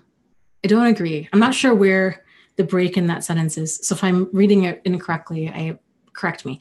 I don't agree. The singles groups are awesome on Meetup. It's not just dating. It's just mixing. I made guy and girlfriends. Okay. So yeah, I forget there are some singles groups on Meetup, and yeah, you can meet a wide variety of people. Some of the actually, pretty much all of my friends that I have come from Meetup, from various Meetup groups that I thought that I was surprised to meet people that I gelled with so well. It's a crapshoot. It's the general public. That's why you just got to go slow and have healthy boundaries, and, just see how things go. Oh, that sounds fun. Stainless says, our meetup is fun. We're going to go look at snow sculptures in a few weeks. Very cool. E-Rock says, yeah, I catch myself oversharing all the time. Yeah, it's so, when that happens, when you're aware that you're doing it and you're trying to break that pattern, I guess just goes back to change is always difficult. And when we have that level of self-awareness of, man, I really want to do something different, and then we catch ourselves doing the same thing over and over again, it can just be so frustrating and so cringy. Like, why do I keep doing this? And how can I stop? I have this class, I'm in this crisis and trauma class, and I was talking to Travis about this too tonight, how I have like 20 years pretty much experience in this field, and in a wide variety, in many different capacities. As a nurse, as an advocate, I was a teacher for a while, at-risk kids. I worked in group homes. I mean, I've done lots of wide variety of working with people that have had major challenges in life, and crisis has been a big part of that. And so, being in a class with people that don't really have any experience in that is really difficult. And so I find myself, because I'm so passionate about this topic too, like interjecting. And I have to continually tell myself, like, Dana, just, I have this mantra. I don't know if I told you guys this last week or not. My mantra is stay teachable. And so I'll do this little movement. I'll pinch these fingers together and I'll just repeat that in my mind. Stay teachable, stay teachable. Stop talking and stay teachable, and listen. And instead of being so eager to share, just listen and see what you can get from others. But it's hard. And then I get really upset with myself when, I get caught up and I share too much, or I'm tending to kind of dominate the conversation. And it's just, I don't like it when I do that. Okay. So I'm scrolling through the comments. Diana says, that's great. I love that mantra. Yeah, it helped. It really does help ground me, and it helps me focus on what I want to be and what I want to actually do. I had tried other mantras in the past of basically, Dana, don't talk. Something along those lines, like just don't talk. Or I had one for a while that was just breathe. And I would focus on breathing instead of, because there's a lot of these conversations, I get really, it's a trigger, I've lived it. I've worked with it. I have a lot of experience. I get really triggered when I hear information that I don't feel is completely accurate. And I get really triggered when it's inaccurate. And so I, have to just kind of pull back because I'm not the teacher and because it's not my class, right? So,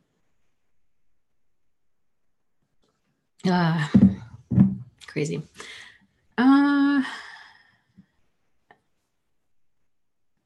Yes, that's a great point. Truth seeker, talking, I'd be curious to find the initial chat from that.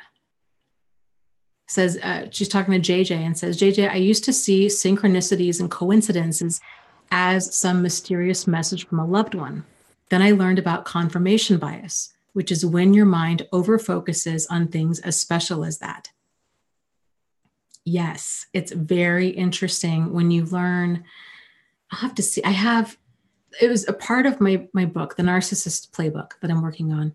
And there's a section in that where I talk about how, the whole book is about manipulation and manipulators and how they go about it. And there's a section in there on the law of attraction and kind of magical thinking and how the dangers and how I've seen get people way off track and stuck in the weeds because of it. And so I talk about that. And there was a whole section I had in there about selective focus and confirmation bias. And I'll have to see. I ended up cutting it all out because my editor was like, you are getting so off track with this.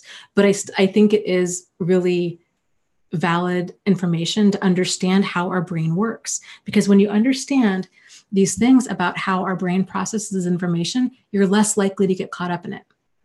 So let me see. I think this stuff is on my laptop. Hold on just a second. Because I saved it all, because it is a worthwhile conversation. So I've got to clean off my desk.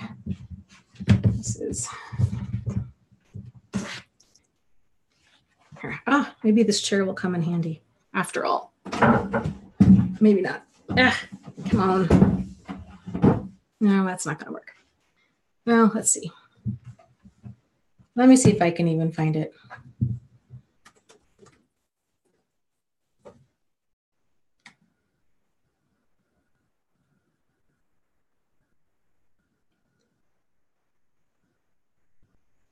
Okay. Yeah. The confusing causation with correlation is a big one. Kind of the problem with the law of attraction. And the main one being with the law of attraction is and I've seen this happen quite often, is that people they'll say, okay, well, I'm setting this intention. I really want to have the soulmate, right? I want to have this perfect partner. I'm trying to attract or manifest this person in my life. And then this charming sociopath shows up and is saying all the right things. And they think, oh, I've manifested that. And they throw healthy boundaries and everything out the window. And they're very quick to hop into that whirlwind, totally misreading the situation for what it is because they think they've manifested it, which would, if you think you manifest it, then that would make sense. So, so that is a problem. And then I also talk about there's so many things. The reticular activating system. I think a lot of this maybe should be a whole different video. But as to why people tend to feel that there's a supernatural element. So for example, if something is significant to us, one of the filters our brain has is this reticular activating system. So once something's significant, your brain is now set to scan the environment for it. So let's say, for example, you want to buy a black Volkswagen Jetta, 2010 black Volkswagen Jetta. Actually, we'll make it brand new, a 2019 black Volkswagen Jetta. Okay. And now next thing you know, you're seeing them everywhere. And it's like everybody has this car now. It's weird. Or you just name your dog Riley. I don't know, some name. And then next thing you notice, the name Riley is everywhere. And that's really weird. In terms of abusers, people are like, oh, I am so concerned. I don't want to say his name or her name, or whenever their name is mentioned, they seem to appear, or there's always these little reminders of them. And that's what it is. It's still active in that part of your brain. So it's not that you're still attracting this. It's just that it's still in that filter. And over time, when something becomes less significant to you, so like after you've bought the car and you owned it for a few years, after, the excitement of naming your baby or your new pet kind of, that wears off, and now your child is 8 years old, you still, if you're in a crowded room and you hear that name, you hear somebody say, oh, Riley, it still catches your attention because it's significant to you, but it no longer feels like everybody is now naming their child or their pet Riley. So, let's see. There's just so much to it. There's lots of different logical fallacies that come into play with kind of problematic decision-making in general. And those are very interesting. So if you've never had a logic or critical thinking class, I would encourage you to look up online logical fallacies, and there's a bunch of them. And these kinds of things are really easy to slip into, and it can seem logical on the surface, but then it kind of falls apart. So interesting. Cheryl says, so you don't believe in synchronicities?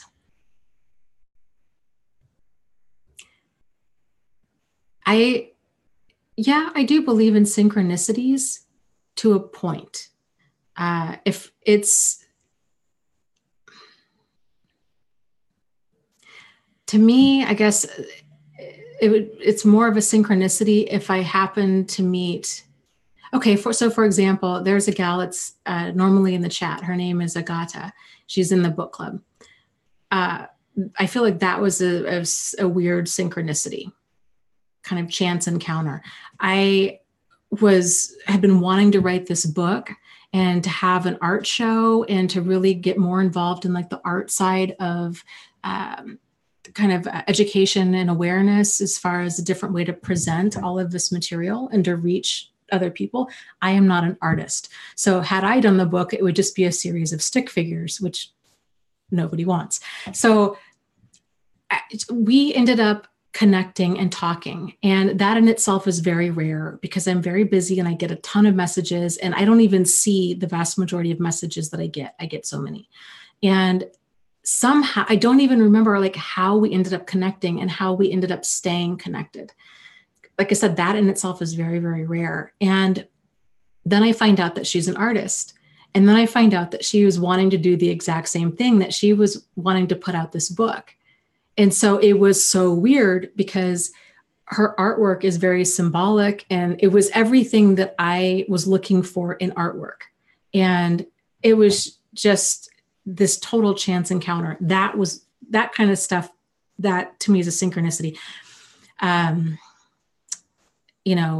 Continually, I don't know, coming across stuff that reminds me of an abusive ex or having them contact me. Like, I don't think that stuff's synchronicity. I think that's just generally, being stalked or me being hypervigilant and paying attention to any little thing that reminds me of them. I saw somebody with the same type of car or same profession or same name or same last name or same type of dog or same type of dog with the same name. It's that confirmation bias. Like anything that's significant to you, you're filtering all of this information to make sense and to confirm your bias, to confirm what you're already thinking about. So yeah, Johan says meaningful coincidences.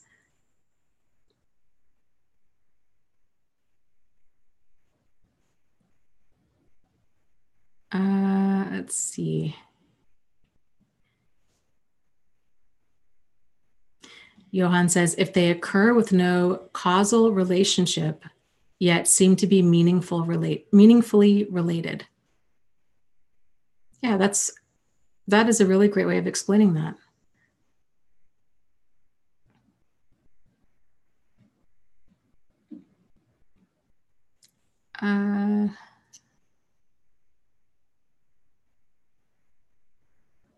Oh, I hope you liked it, James. He says, Dana, I just read your book, Start Here, and I couldn't stop reading it until I was finished.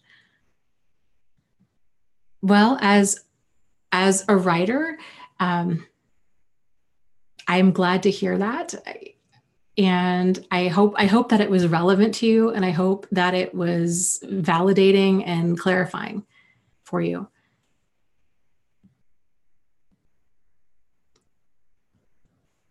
So it's one of my, I've been reading so many books on writing and like how to become a better writer. And because this material can be so heavy, and I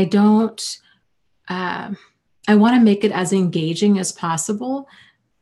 So people, to kind of like even out the heaviness and to keep a person turning the pages. Because we have book club and we've been reading a different book every single month for, I don't know, 3 years now. And, some of the books, how they are engaging, I feel is really, it's too much. It's too much detail and really triggering unnecessarily so.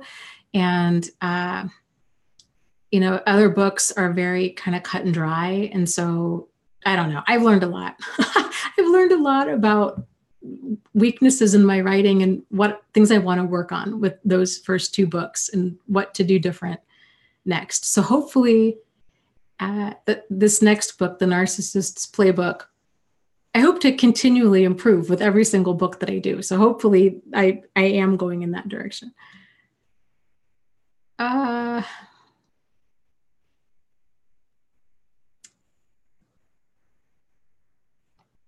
Let's see here. Yeah, Truth Seeker says, actually, I have to learn coincidence versus synchronicity. I need to study more.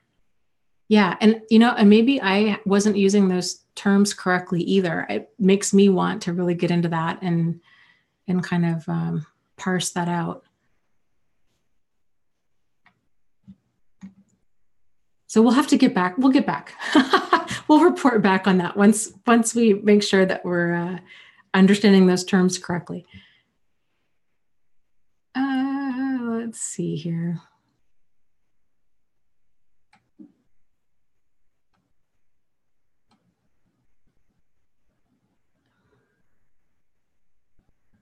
Mr. Smith says, I can't think of how many times I've looked at my phone and it rang. Yes. But then this is kind of how a lot of like TV psychics and stuff work. So this is what you remember of how many times you looked at your phone and it rang. Or for me, it seems like whenever I think about my brother, he calls. It's weird. But the reality is I think about him a lot. And there's been a lot of times that I have thought about him and he hasn't called. Just like I'm sure there's been many times that you've looked at your phone and it hasn't rang. So this kind of phenomenon happens, like I was saying with TV psychics, where James, if you're interested in this, look up James Randi on YouTube. I absolutely adore this man. I would love to meet him in person. He had a show back in like, I think the 70s or 80s where he would have different people come out and they would show, there was $1 million prize. So if you can prove that you're psychic, you can prove that you are a medium, you can prove that you have some sort of supernatural ability, and they would, this is how we're going to test it. And they would go through, they would explain all this. And they were, they debunked every single person that came on there. And it was what was more interesting about that is some people knew, actually on his show, the people that came on there, I think the vast majority of them really thought that they had some sort of special power, and they were shocked to find out that they didn't. And then they would start, it's just that cognitive dissonance at work. And then they started doubling down on, oh, well, it's, you can't measure it like that. It doesn't really work like that. I was having an off day. They just would start backpedaling and then kind of changing course with stuff. But he had this one where he had these people that would do, it was strange, like these psychic readings where this one lady would just draw this picture. And it was sort of like, okay, is this relevant? John Edwards, this kind of stuff. Is this relevant to you? I'm sensing there's a name. There's a name that starts with a J. Okay, and is anybody? I think it's over here. Is there a J name? A James, a John, a Joyce, a Joan, a Jill. Okay, Jill. Your sister's name is Jill. Okay, I'm sensing that you both were very close, and they would start hitting on these things. And so they're reading a lot of body language. And so of course it goes on and on, right? And this person at the end of it, they're crying, oh my goodness, this person, the psychic knew that my sister's name was Jill and that she died tragically and suddenly, and that this and this and this happened, and knew all these details they couldn't have possibly known otherwise. And then James Randi would go back through. And what's so cool is he's a former magician. So who started to get really fed up with people being taken advantage of and being manipulated by charlatans. And so he would show people the kind of, the trick behind the magic and say, okay, well, here's what really happened. So you're thinking that the psychic hit all of these points. Well, actually, the psychic only hit 3 points. You filled in the rest of the blanks, and they also got 46 other points incorrect. So it feels like they got a lot right because we're only focused on the things that they got right in our brain, because it's no longer relevant. It just disregards all of the misses, all of the things that they got wrong. It's so interesting.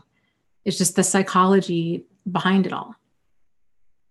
I'll be curious if you are familiar with James Randi, if you've ever checked it out. It's good stuff.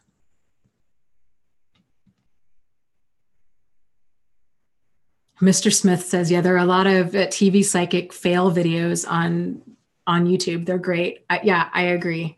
They are great. But what's so dangerous about this is if you've got, and this is what really, bothers James Randi, and this is what really bothers me too, is when you have, people will say, oh, it's harmless, that a person believes in this kind of stuff. And if it makes them feel better, then what harm is there? But if you've got somebody that's shoveling their life savings away at this, or that they're not getting medical help because a psychic, there were many instances with Sylvia Brown, who I never liked her, but where she's so arrogant and just ridiculous, where she just would flat out tell people these things and, oh, you're sick. No, you're going to be fine. You don't need to go to the hospital.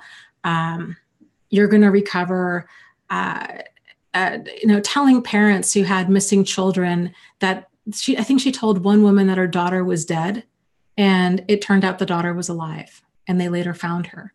So things like this, like that causes major damage when people buy into this.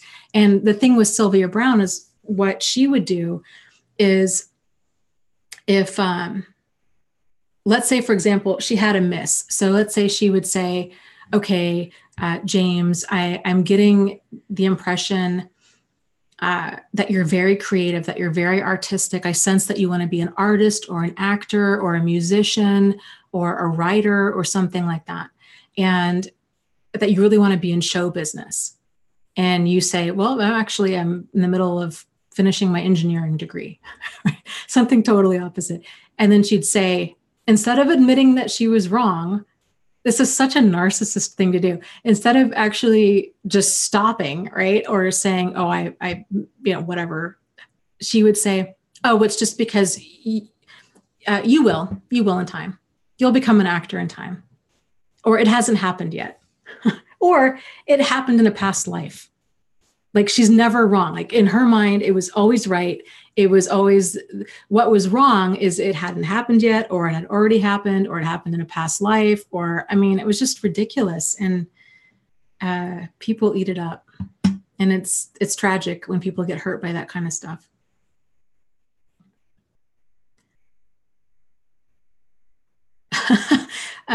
Maluk says, who is Dana talking about? This woman, her name was Sylvia Browne. She's dead.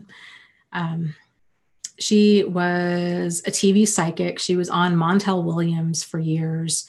And she was kind of this, I don't know, big name psychic, charged a lot of money. She had very long nails. She just was so arrogant and full of herself and really kind of mean to people. She was very matter of fact and very curt in her responses. Very, yes, this is exactly what's going on. And this is how it is. And just very certain about everything that she was saying, even if she was way off.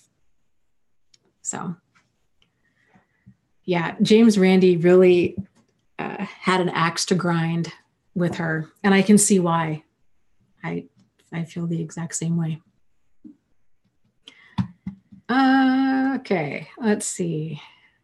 Let me scroll. Crystal, switching gears completely back to what the live stream is normally about. Says, Dana, when did you know you were ready to find a healthy relationship? I think I'd always wanted a healthy relationship. So that had always been my kind of like prime directive. But maybe a different way to word that would be, when did I know I was capable of having a healthy relationship? And that was kind of a slow, gradual process. But I think when I really, really realized that was when I realized that I was grounded enough in my reality that I wasn't easily swayed by other people. So I'd gotten a pretty good sense of what it felt like when I was being mistreated. And I was okay with walking away from a relationship that, where I wasn't being treated right.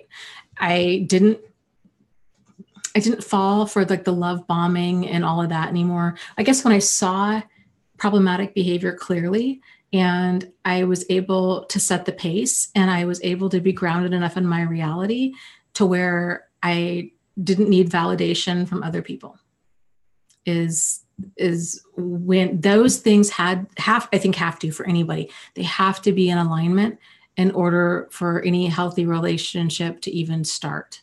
And then down the road, I feel like I've picked up things here and there where it's just this continual evolution of these different aha moments. I mean, I think lately some of the other big ones that I feel are really helpful and game changers have been a lot of Pia Melody's work. So she had talked about the concept of the fantasy in that book, Facing Love Addiction. She talked about the pull of the fantasy and that we have to see it for what it is. And, you know, putting it in those terms of it's a fantasy of this perfect partner, this soulmate, this idealization kind of thing. Like that was a really big aha for me.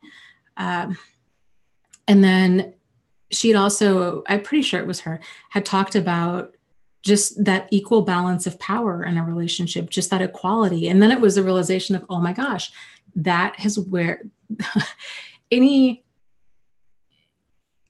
there were so many friendships and relationships with non-pathological people that didn't work out because I was either coming from a power over or a power under position. I was not coming from a place of equality. So like that power over position, that's just obnoxious. And that's when we're coming across as a parent, a teacher, a social worker, a therapist, and then the other person turns into a project. It's not fair. It's not cool. It's normally not wanted, and it's exhausting, even if it is wanted. Or I was coming from this power under position where I was the one I needed, I needed somebody. And it was just this continual kind of scramble to get and keep their attention or their affection. It wasn't coming from a balanced place. And so now that I realize that, it's like, oh, okay, I get it. Like, this is what this means to have this relationship of equals, where this is what it means to be a healthy, functional adult, right? Like, I know what I have control over. I know where I begin and end, and I know where you begin and end. And I'm not trying to control you. I'm not trying to micromanage you. I'm not trying to be a parent, a teacher, a social worker, a therapist. I'm not trying to fix you. Like, none of that imbalance there. It's you're accountable for your own stuff. You realize what's appropriate for your own stuff. You see other people in the same way. And then that way there's no blurred boundaries. There's no non-existent boundaries. There's no enmeshment. There's no, it just becomes so much simpler. It takes the pressure off so much. And then, because then you're continually implementing boundaries along the way. So until I had those pieces in play, a really solidly healthy friendship or relationship for me would not have been possible. And so like I said, I'd been in some relationships with some really like pathologically disturbed people, but then it was the awareness of, oh my gosh, even the healthier relationships I had still weren't all that healthy, and that there were things that I needed to get resolved. So, the boundary, setting the pace, and saying yes when you mean yes, no when you mean no, having that level of self-awareness of, when you're being mistreated, when something is toxic, just in general, when something is toxic for you, when something is nourishing for you, when, how you're feeling, how you're truly feeling. When I was feeling resentful or irritated or angry or burned out, being honest about how I felt about those things, how much time do I need to spend with this other person? Continuing, I had a pattern too of when I would date, I would make my partner my whole world. And that's a problem, on a couple different levels, and realizing I need to have more dimension in my life, and I need to continue to maintain healthy friendships with other people and have my own hobbies and interests and my own life outside of them. So I'm not in this position where I need them to be my everything, because that's too much for another person, and it's not healthy. So there's a lot of adjustments that I had to make in the way I went about things. So, does that kind of make sense?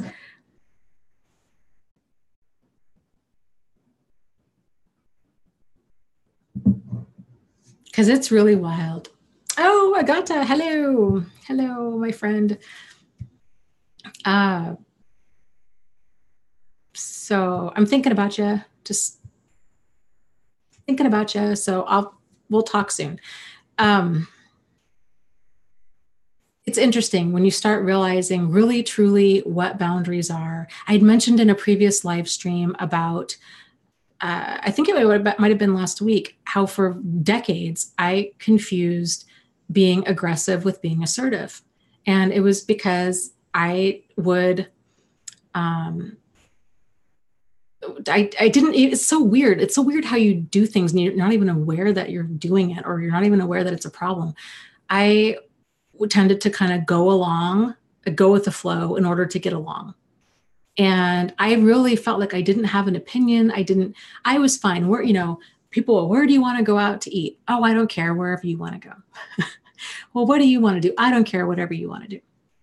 And I really didn't mind. But then I guess deep down I did, because then all of a sudden, people stop asking and they just start taking charge. And then resentments and hurt feelings build up. And, or even like the latest situation, with these contractors with the house, Travis, we were going back and forth, and, Travis was like, well, can you handle this? Cause he was going to be at work, and, we were kind of joking about really letting him have it and this, that. And I was like, no, I'm not. I'm not going to yell at him. It doesn't help anything. So it's not how I want to handle situations. I want to be able to just be assertive and solutions oriented. Like, these are the issues. What's the plan? Like, how are we going to work to resolve this? It doesn't need to be me becoming difficult or demanding or, any of that. It's just not necessary. So lots of different realizations of how to truly be assertive, and all throughout my life. How deal breakers, that was a big one for me. My deal breakers were really extreme, and they've really tightened up. So it used to be physical violence or infidelity were my deal breakers. But then again, I also waited until I had concrete proof. Well, why? That's a long time to wait to then find out, I could have saved myself 10 years had I left when things got squirrely. So I tightened that way up. And, now it's like, okay, my deal breakers, if somebody treats me with disdain, contempt, or hostility, that's a deal breaker, because that shows you that not only do they not respect you, they don't even like you. So that's a problem. If somebody is, if a situation, it's perpetual confusion, or if it's mental anguish, then I don't do that anymore. I want peace in my life. So don't do crazy making. I don't do that. Like, if there isn't that open, honest, sincere, solutions-oriented communication, then there's nothing there. So, yeah.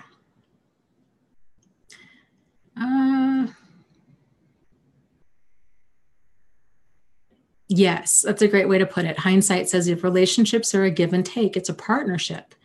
You don't serve your partner and vice versa. Yes, I agree.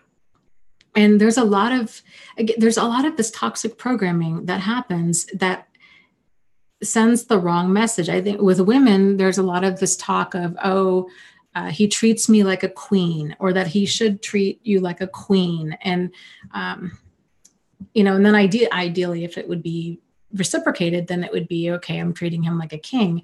But oftentimes this kind of stuff is very one-sided. I should be put on a pedestal kind of thing. Any type of idealization of either men or women. This guy's Prince Charming. He's my everything. He's my knight in shining armor. That's this idealization, and it's not healthy, and it's not fair, and it denies that other person their humanity, and to be just to be human and to be vulnerable, and flaws and all, because we all have them.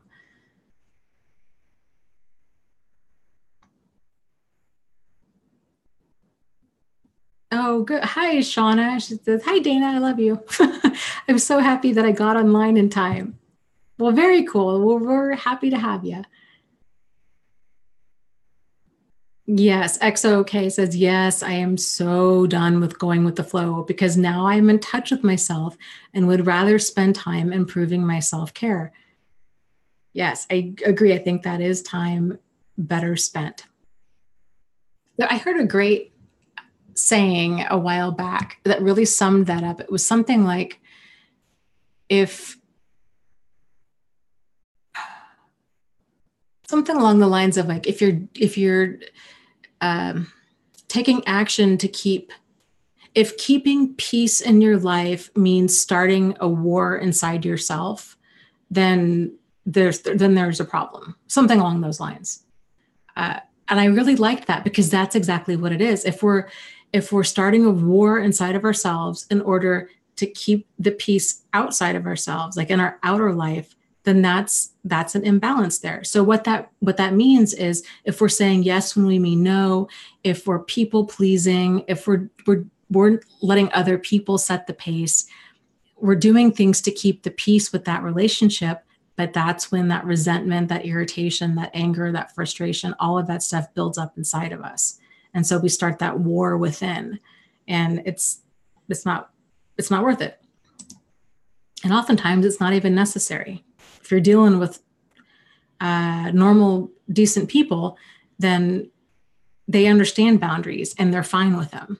So it's the controlling, oftentimes difficult, demanding, and manipulative people that have a problem with your boundaries.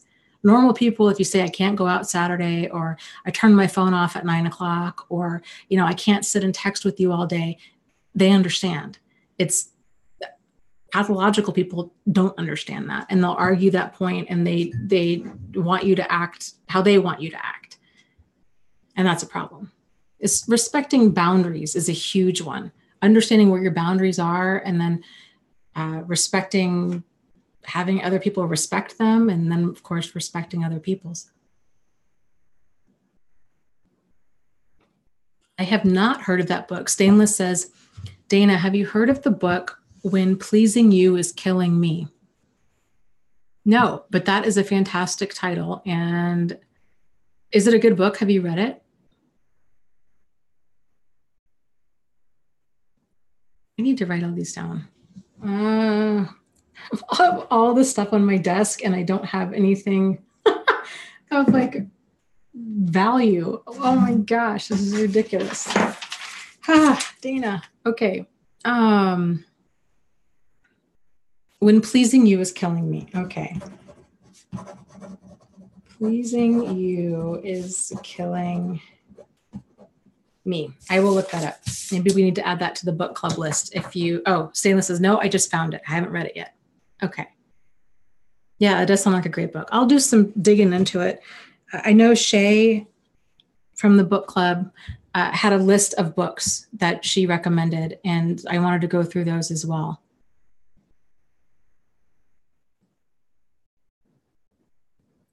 Renee says, put a whiteboard on the wall. I have one sitting right there on the floor. So yes, that is something that I need to do. I agree. Okay, let's see. Rob is making fun of me. He says, oh, I've tidied up and I can't find anything. Yeah, that's the downside sometimes of tidying up when there's no real place to put things. We're still unpacking. And so that's part of it, where it's just this temporary, things are kind of not organized effectively quite yet. So we have a whole IKEA haul that's coming in about, I think, 10 days. So that's exciting, because then we're going to get some bookcases, and I can really get my office in order, which is very exciting.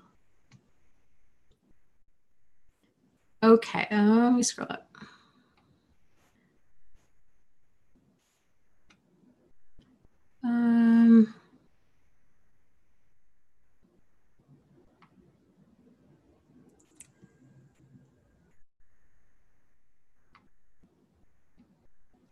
Yeah, Stainless says, if you think about Prince Charming, effing run.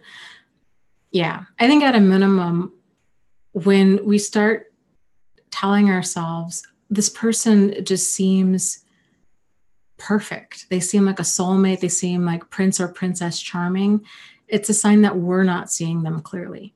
Either they're intentionally painting this picture that they're this amazing partner, they're doing a lot of mirroring, which that, they're reflecting back to you everything that you want. So if they know that you're a single parent and that you really, you really want, I don't know, somebody to go camping with and all of these things, they'll morph. A lot of abusers will morph into that. And they kind of promise this great life, but then never deliver. So, when we think somebody's totally perfect, it's just because we haven't seen them fully for what they are.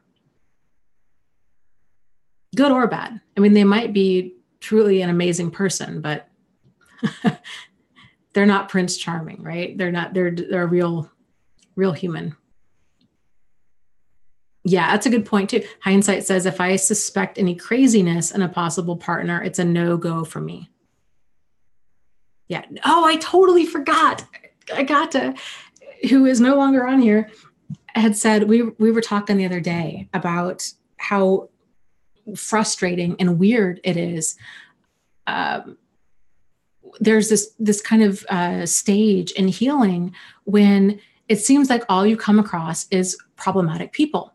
And it feels really wild. Like, it feels like you are a lightning rod for this. Like, how is it that out of the 10 people I've met, that 9 of them are total wackadoos? Like, how is this happening?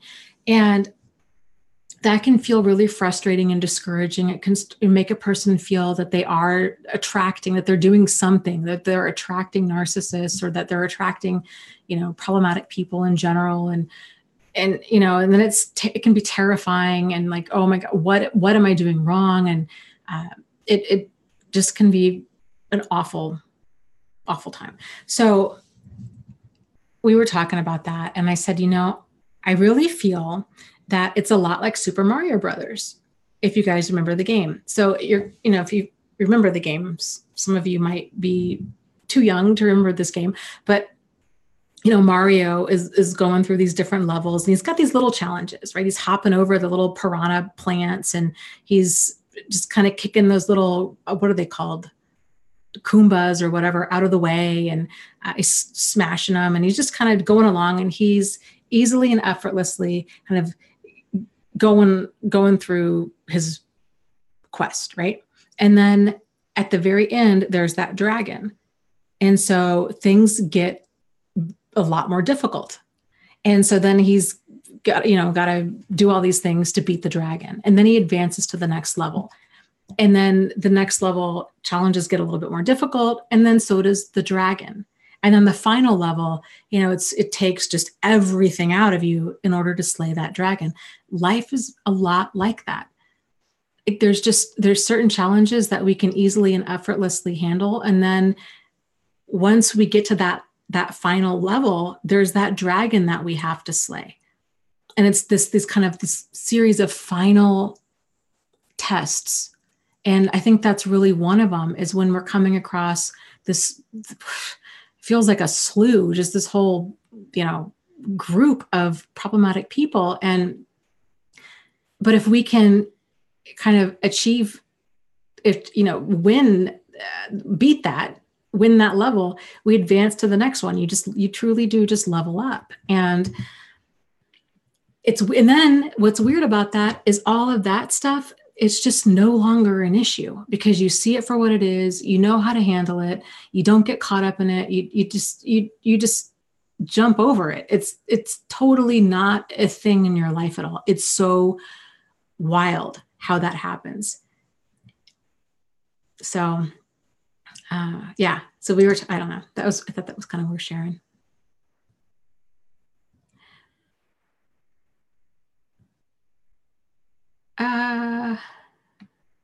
People are talking about Little Shop of Horrors. Let's see.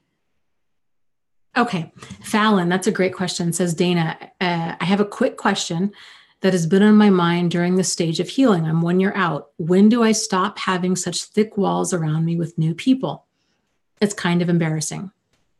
I think this is a part in healing where I kind of view it as we're getting our sea legs. So it's really common for a person to go from being basically boundaryless to fortressing. And then, so now you're at that place of awareness of, you know what, my boundaries are really rigid. And I've really, instead of building boundaries, I've built walls. And so, okay, now I kind of need to revisit some things. And so it's just, it's back and forth motion of kind of getting your sea legs about it. And I think a lot of this stuff just takes practice, and it's realizing that you set the pace. So I think a lot of the when we fortress, it tends to be from a place of fear of, I don't want to go through that again. I don't want to be hurt like that again. So if you realize if you're at the place where you realize when you're being mistreated, you realize what is not for you, you're not going to get hooked and dragged through hell again. Because you realize when you're being mistreated, you realize what's not for you, and you realize that you can leave. Whereas before, it's like our brains don't connect that. I get it. I felt the exact same way. I think almost everybody feels that same way of, oh my God, I'm so terrified of this happening again. I don't think I could survive it. It was so awful the first time. I just can't do it. But it's like the old you got dragged through hell because we had a lot of toxic programming. We had a lot of, in many ways, we were just kind of quote unquote normal people. And so now that we know different, we can do different. There's certain things, certain boundaries I would encourage that I think are healthy, that I would say that the average person may not think is healthy. So this is where a lot of this just kind of comes from knowing yourself. But certain things I would encourage a person to do is really making sure that trust is something that's earned. It's not just freely and blindly given. So, you're not hopping in a car, you're going on a date. You're not telling somebody your full life story right out of the bat. You're not letting them know your last name. You're not letting them know where you live. You're having healthy boundaries. You're moving very slow with getting to know them. You're not taking everything that they say necessarily at face value. You're just kind of going slow and realizing that no one is, we read this in some book, I forget what it was, but no one is a good judge of character. So it can be easy for us to tell the wolves in wolves' clothing, but it's a heck of a lot harder to tell the wolves in sheep's clothing. So that's why we have to just kind of go slow. It doesn't mean that you're hypervigilant. This is what it means, I really feel, to have self-love, to treat yourself with value, to value your energy and your emotions and your time and your body and everything that you do.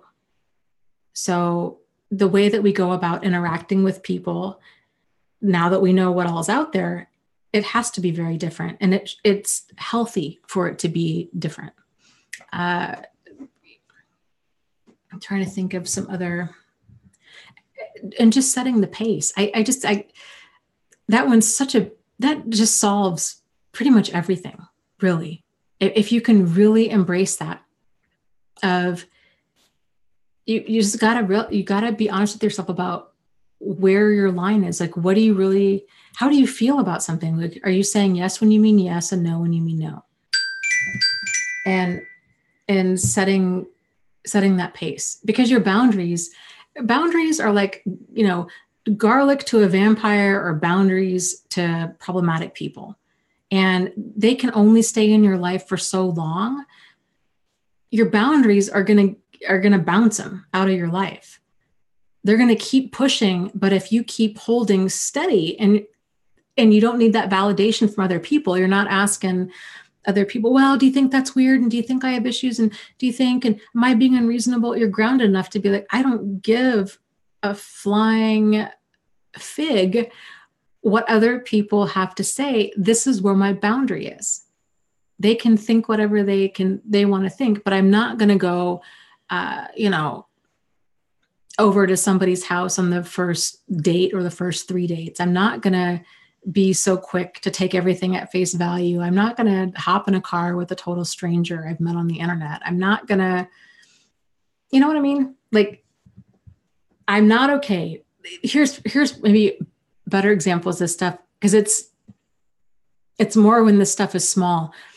I'm not okay with being called pet names before I know a person. I'm not okay. I find it offensive if they're asking for sexy pictures and we just started dating. You know what I mean? Like, it's where your boundary is and when you feel like that's not appropriate for me. And it doesn't matter if other people do that. If it's not okay with you, it's not okay with you. Oh, well, thank you. Missouri Cowboy says, Dana, thank you for providing a safe enough place for us to tell our stories, vent, laugh, cry, and heal. Thank you. And thank you for the live stream donation. That is such a great compliment. And I really like how you worded that, because the safe enough is a thing. People get into these chats, they get into support groups, they go to, CODA meetings and other places, and they're so quick to drop their boundaries thinking, okay, I'm safe here. And that's one thing that we really do try to stress is there's problematic people everywhere, and you have to know where your boundaries are and how to be able to respond to that. And there is no 100% safe space out there.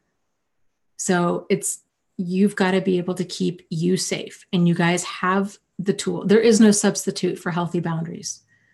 So, we try to, you guys, thank you for the moderators in here who keep this place as safe as possible. Because sometimes, that's its own challenge in and of itself. Bonnie, great question. Hello, Bonnie. Says, Dana, what is your definition of up leveling? Okay, or leveling up is, there's this, I think when we level up, it's these different levels of awareness that we have. So for example, in terms of abuse, most of us, right, we tend to only realize that it's a problem when it becomes so bad we can no longer hang on. Or we experience something outrageous. Like in my situation, I just happened to stumble across his double life, and it was, oh, what on earth? Like, this isn't just you're cheating. This is what? I mean, it just way outside the realm of normal. And then realizing everything about him was a lie. So just outrageous stuff that you can no longer deny. That's how that awareness starts. And then the next level tends to be, you see it a little, maybe more frequently. You're starting to see problematic behavior for what it is. And then your just awareness starts spreading. So it might be, and it's very common at first, let's say if this problematic person in your life is a significant other, odds are your awareness is going to start to expand in that area of dating. And if a problematic person is a family member, odds are that awareness is going to start to spread in your family. And you're like, you know what? Actually, I thought it was just my mother that was that way, but it's also my grandfather, and it was also my uncle, and it was, you know what I mean? And then you start realizing, oh my gosh, it's not just my family, or oh my gosh, it's not just people that I've been dating.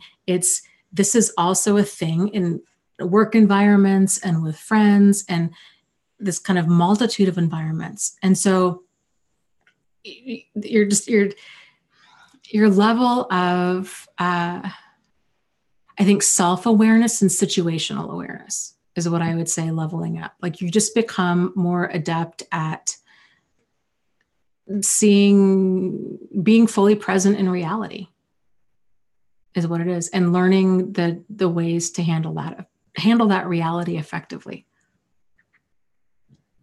And, you just keep going. So the more you're building up resiliency the whole time. And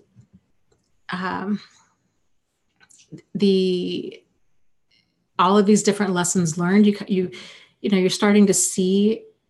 start to see problematic behavior in other people. And then there comes a point where you're starting to see it within yourself. And you're like, boy, these are some things I really need to work on. And it's just, you're being able to be honest with yourself in general. It's personal growth. Really interesting, fascinating, frustrating journey, but it's what life's about. So Jamie, thank you. She says, thank you, Dana. Or he, Jamie, I'm not sure, male or female. $20 donation. Thank you so much. I appreciate it. So now I'm curious, are you male or female? Not that it matters, but sometimes I realize, I'm like, oh my gosh, you don't even have to say. Didn't mean to put you on the spot like that. Just my own thinking about stuff. Okay, let's see. Oh, totally. High quality distraction says, at times problematic behavior will take a year or so to be seen. Absolutely. But you just get more skilled over time, and you just start to see the fuller picture, because every single problematic person comes across in a different way. Some yell and scream, some are really manipulative, some are physically abusive, some are pot stirring and gossipy and do smear campaign, some are passive aggressive, some are aggressive, some are, they could be family, they could be coworkers, they could be people, that you're dating. It just, that behavior comes across in a wide variety of ways, and it can take a minute to sort it all out and figure out what's going on.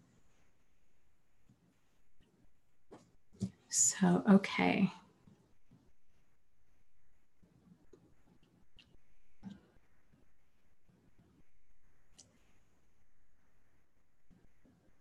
Let me scroll up here. Female. Okay, Jamie. I thought so, but because isn't that Jamie is spelled differently, isn't it? How does it spell? Jaime? I don't know. Maybe I'm totally off in the bushes here, but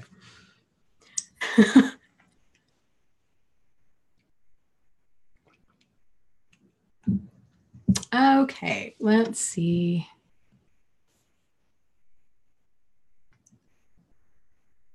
And Agata says, yeah, leveling up is also getting stronger and more assertive. It's basically becoming more of who you are. It's kind of living a life of purpose on purpose. And it's just being more of who you already are. We talk about, and maybe I don't do a good enough job at clarifying this. We talk about boundaries and standards and deal breakers and all of this stuff. And it can be really overwhelming to be like, wow, I sure have a lot of things to learn. But the reality is, so much of that stuff, if not really all of that, it's already within you. It's inherent within you.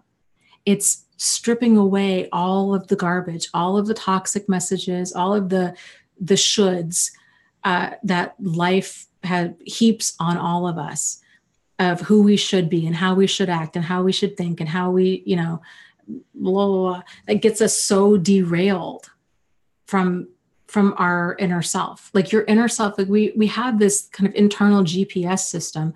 You know when something's for you. You know when something's not for you. You know what it feels when you have peace, how it feels when you have peace in your life.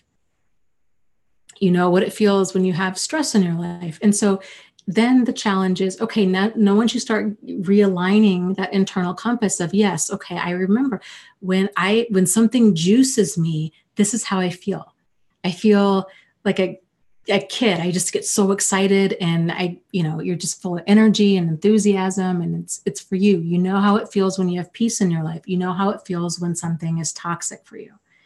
And then if something's toxic for you, like, okay, then what steps can I take? Because all we have control over is us. What steps can I take to get things more in alignment so the situation isn't negative? It's not draining me. It's more on the side of nourishing for me. Thank you, Cynthia, for the live stream donation. And she says, another good book for book club is Adult Children of Emotionally Immature Parents. This book has some very good concepts, so I hope you consider it. Thank you. I will definitely do that and add that to the list. That is another fantastic title. And it sounds fascinating. There was a book, I think I took a picture of it. Came across it. Let me see if I did.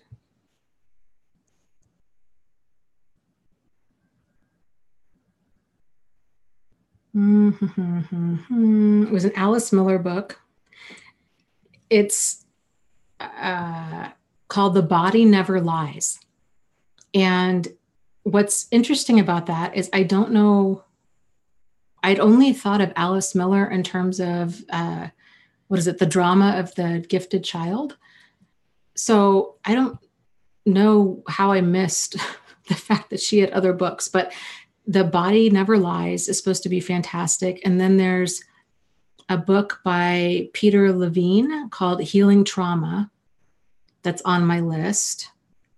And, oh, you know what? Actually, while I'm thinking about it, there is, for audiobooks, if anybody is really big on listening to audiobooks, most libraries now have, they're so high tech. It's amazing.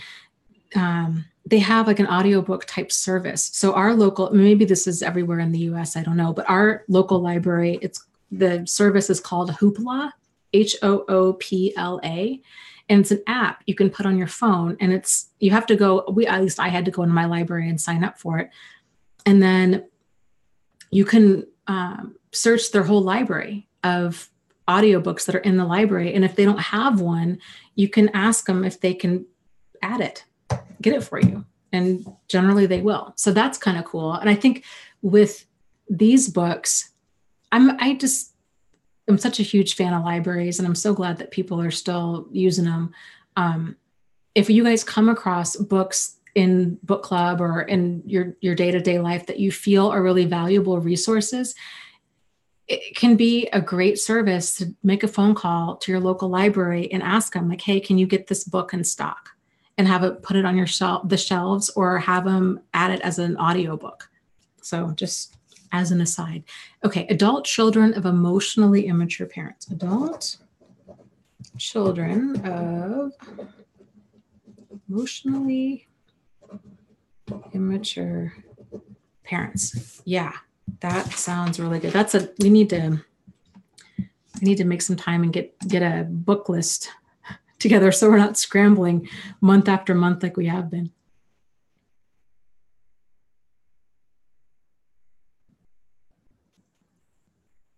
Yeah, Kevin says, I have an Amazon Audible subscription. It's expensive, but I use the credits to get really long audiobooks. Yeah, I used to do the same thing. And now I hit up my local library as much as I possibly can for that kind of stuff. I've thought about, I have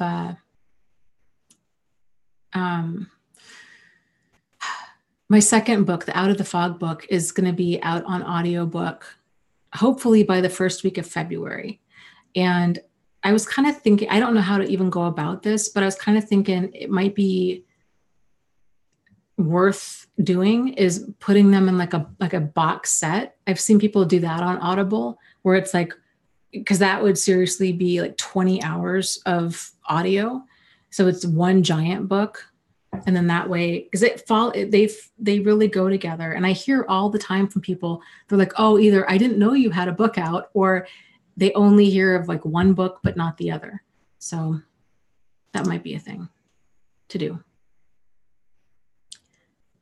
Okay, so let's do our our meditation for tonight. So if you guys can find a place where you can get comfortable. If you are sitting down, getting comfortable in a chair, and if you are able to lie down, then getting comfortable lying down, taking some time to just settle into your body, being present in the moment.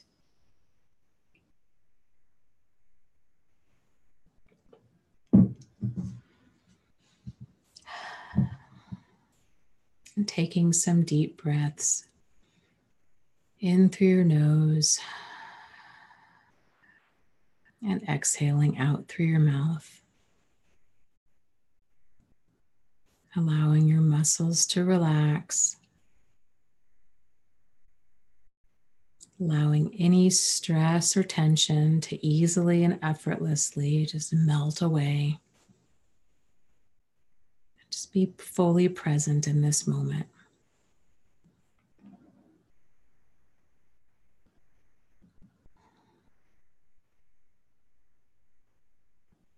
And continuing to breathe in through your nose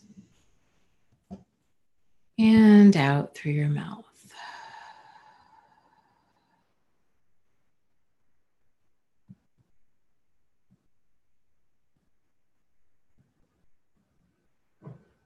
Turning inward and getting fully present in your body.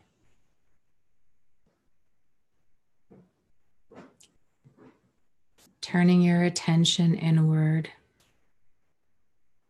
until you can feel and hear your heart beating.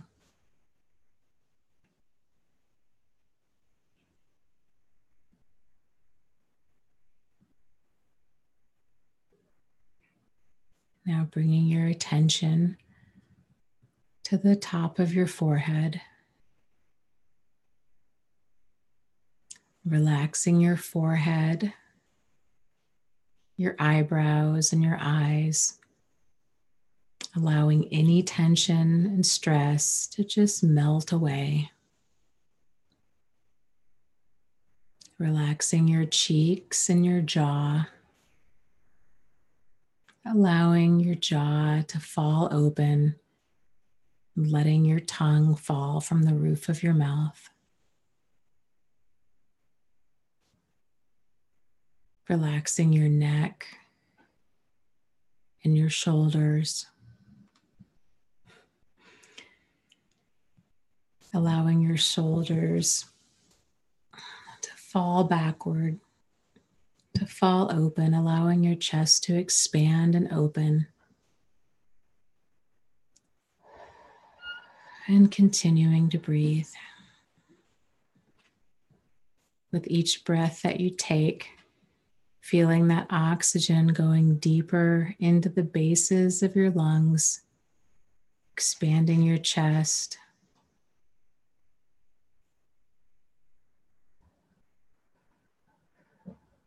And exhaling any tension or stress that is ready to be released.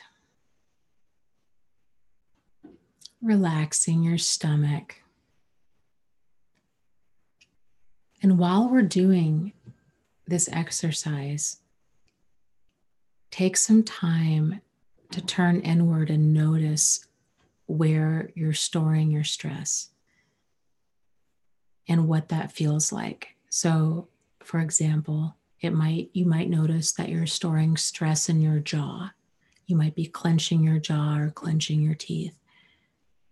Or you might be storing it in your shoulders. Or you might literally feel like your stomach is in knots or that you're clenching your stomach. So paying attention when you're relaxing these different areas.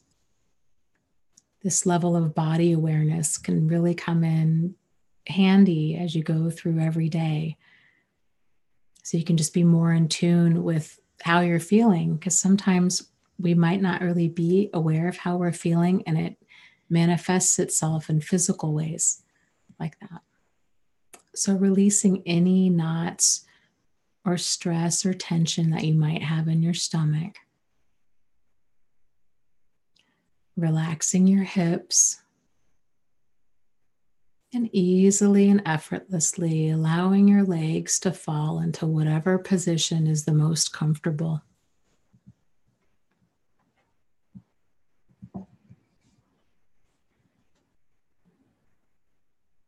Relaxing your thighs and your knees and your calves. Feeling the heaviness of your legs as they fully relax. Relaxing your feet and uncurling any of your toes. Allowing your feet and toes to completely relax.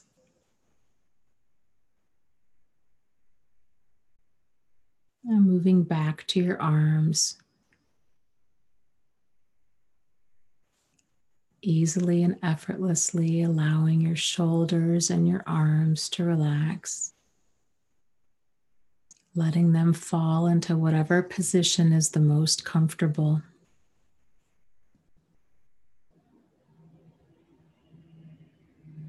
And relaxing your hands and releasing any tension or stress that you might have in your fingers.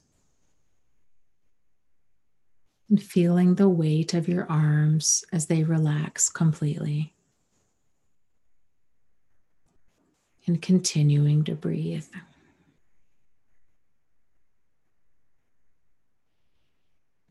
Let's take some time to just be fully present in your body and in this moment.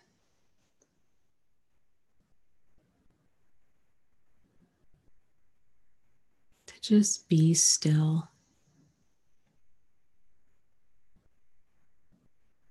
Releasing any anxiety you might have about the future.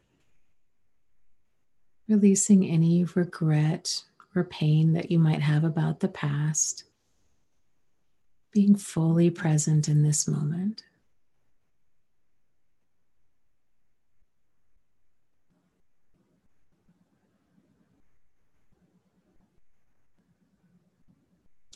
I think let's take some time to focus on gratitude.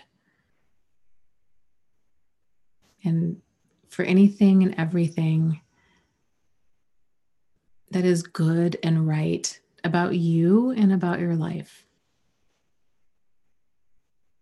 I think what a gift our bodies are, and that all of these things go on every single moment of every single day. Your heart is beating, your lungs are filling up with oxygen, all of your organs are working, your cells are regenerating. It's just such a gift. It's such an amazing machine that we have. All of the things that your body does for you. Being thankful and grateful for the health that you do have. And for the little things in life. A clean, hot shower. If you have access to transportation. For the money that you do have. For the food that you do have. For the supportive people that you do have. For all of the levels of all of the work that you've done, all of the self-awareness that you've achieved. Taking time to just acknowledge how far you really have come. Acknowledging the various traits within yourself that have helped you to get this far. It takes courage and it takes bravery to move into change and to do something different. And to look within and to, oh my goodness, just to go through this whole process. There's so much that is right about you. And thinking about the different traits that make You, uniquely you, that you can be thankful for. Perhaps you're determined, perhaps you're creative, perhaps you're optimistic, perhaps you're grounded, perhaps you're focused on increasing your self-esteem. You're open to learning new things. So many things.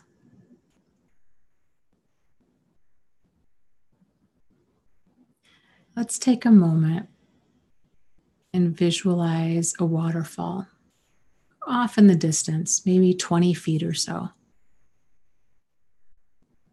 You can see the amazingness that is this waterfall. The water is silver and misting, sparkling, easily and effortlessly. Just a wonderful, magical day. And as you move closer to this waterfall with every step, the water gets louder. It's inviting, it's comforting. It's a good place to be. And as you keep moving forward, that water, the mist spraying onto your face, onto your arms, realizing that as you move through this waterfall, it's going to rinse away any anger or stress or negativity that you're ready to release. And perhaps if you'd like to do this exercise, but maybe there is some anger and stress and tension that you're not ready to release, but that you'd like to just set down for a little bit, you can visualize that in a backpack. And you can just set it down. You know exactly where it is. It'll be there for you when you return. You can just take it off. And then now, as we go through that waterfall, any other anger, anxiety, tension that you are ready to release just washes away, just like mud, water cascading over you, washing away all of that negativity, the darkness, the heaviness. And as you move forward, feeling squeaky clean and light and joyful, noticing that there are other people on the side of the waterfall. These are the emotionally safe people that are out there. Perhaps there are some people in the chat that you've gotten to know. Perhaps it's certain friends or family in your day-to-day life.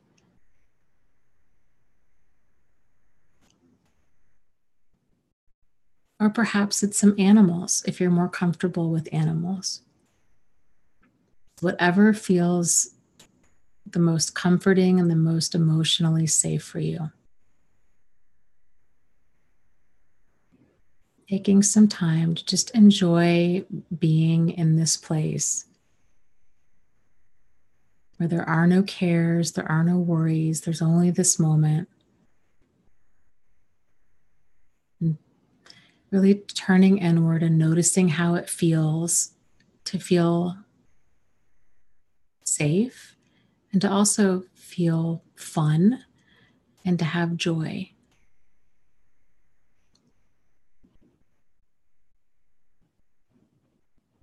And realizing that we don't have to wait until we're fully healed in order to have these emotions, that we can set down all of the pain and the hurt, and we can just take a time out from it.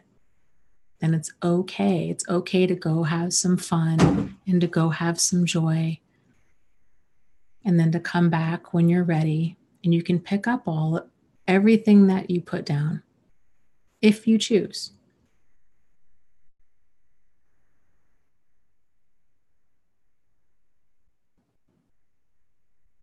So continuing to stay in the moment and just soaking all of this in, all of these feel-good feelings.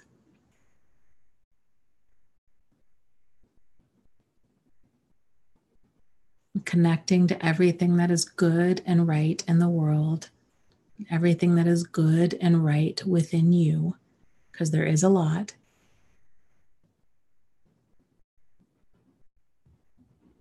And when you're ready, come on back and open your eyes. So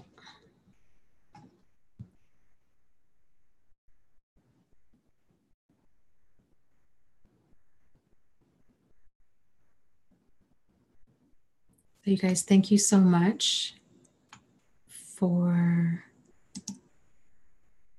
joining me and us tonight.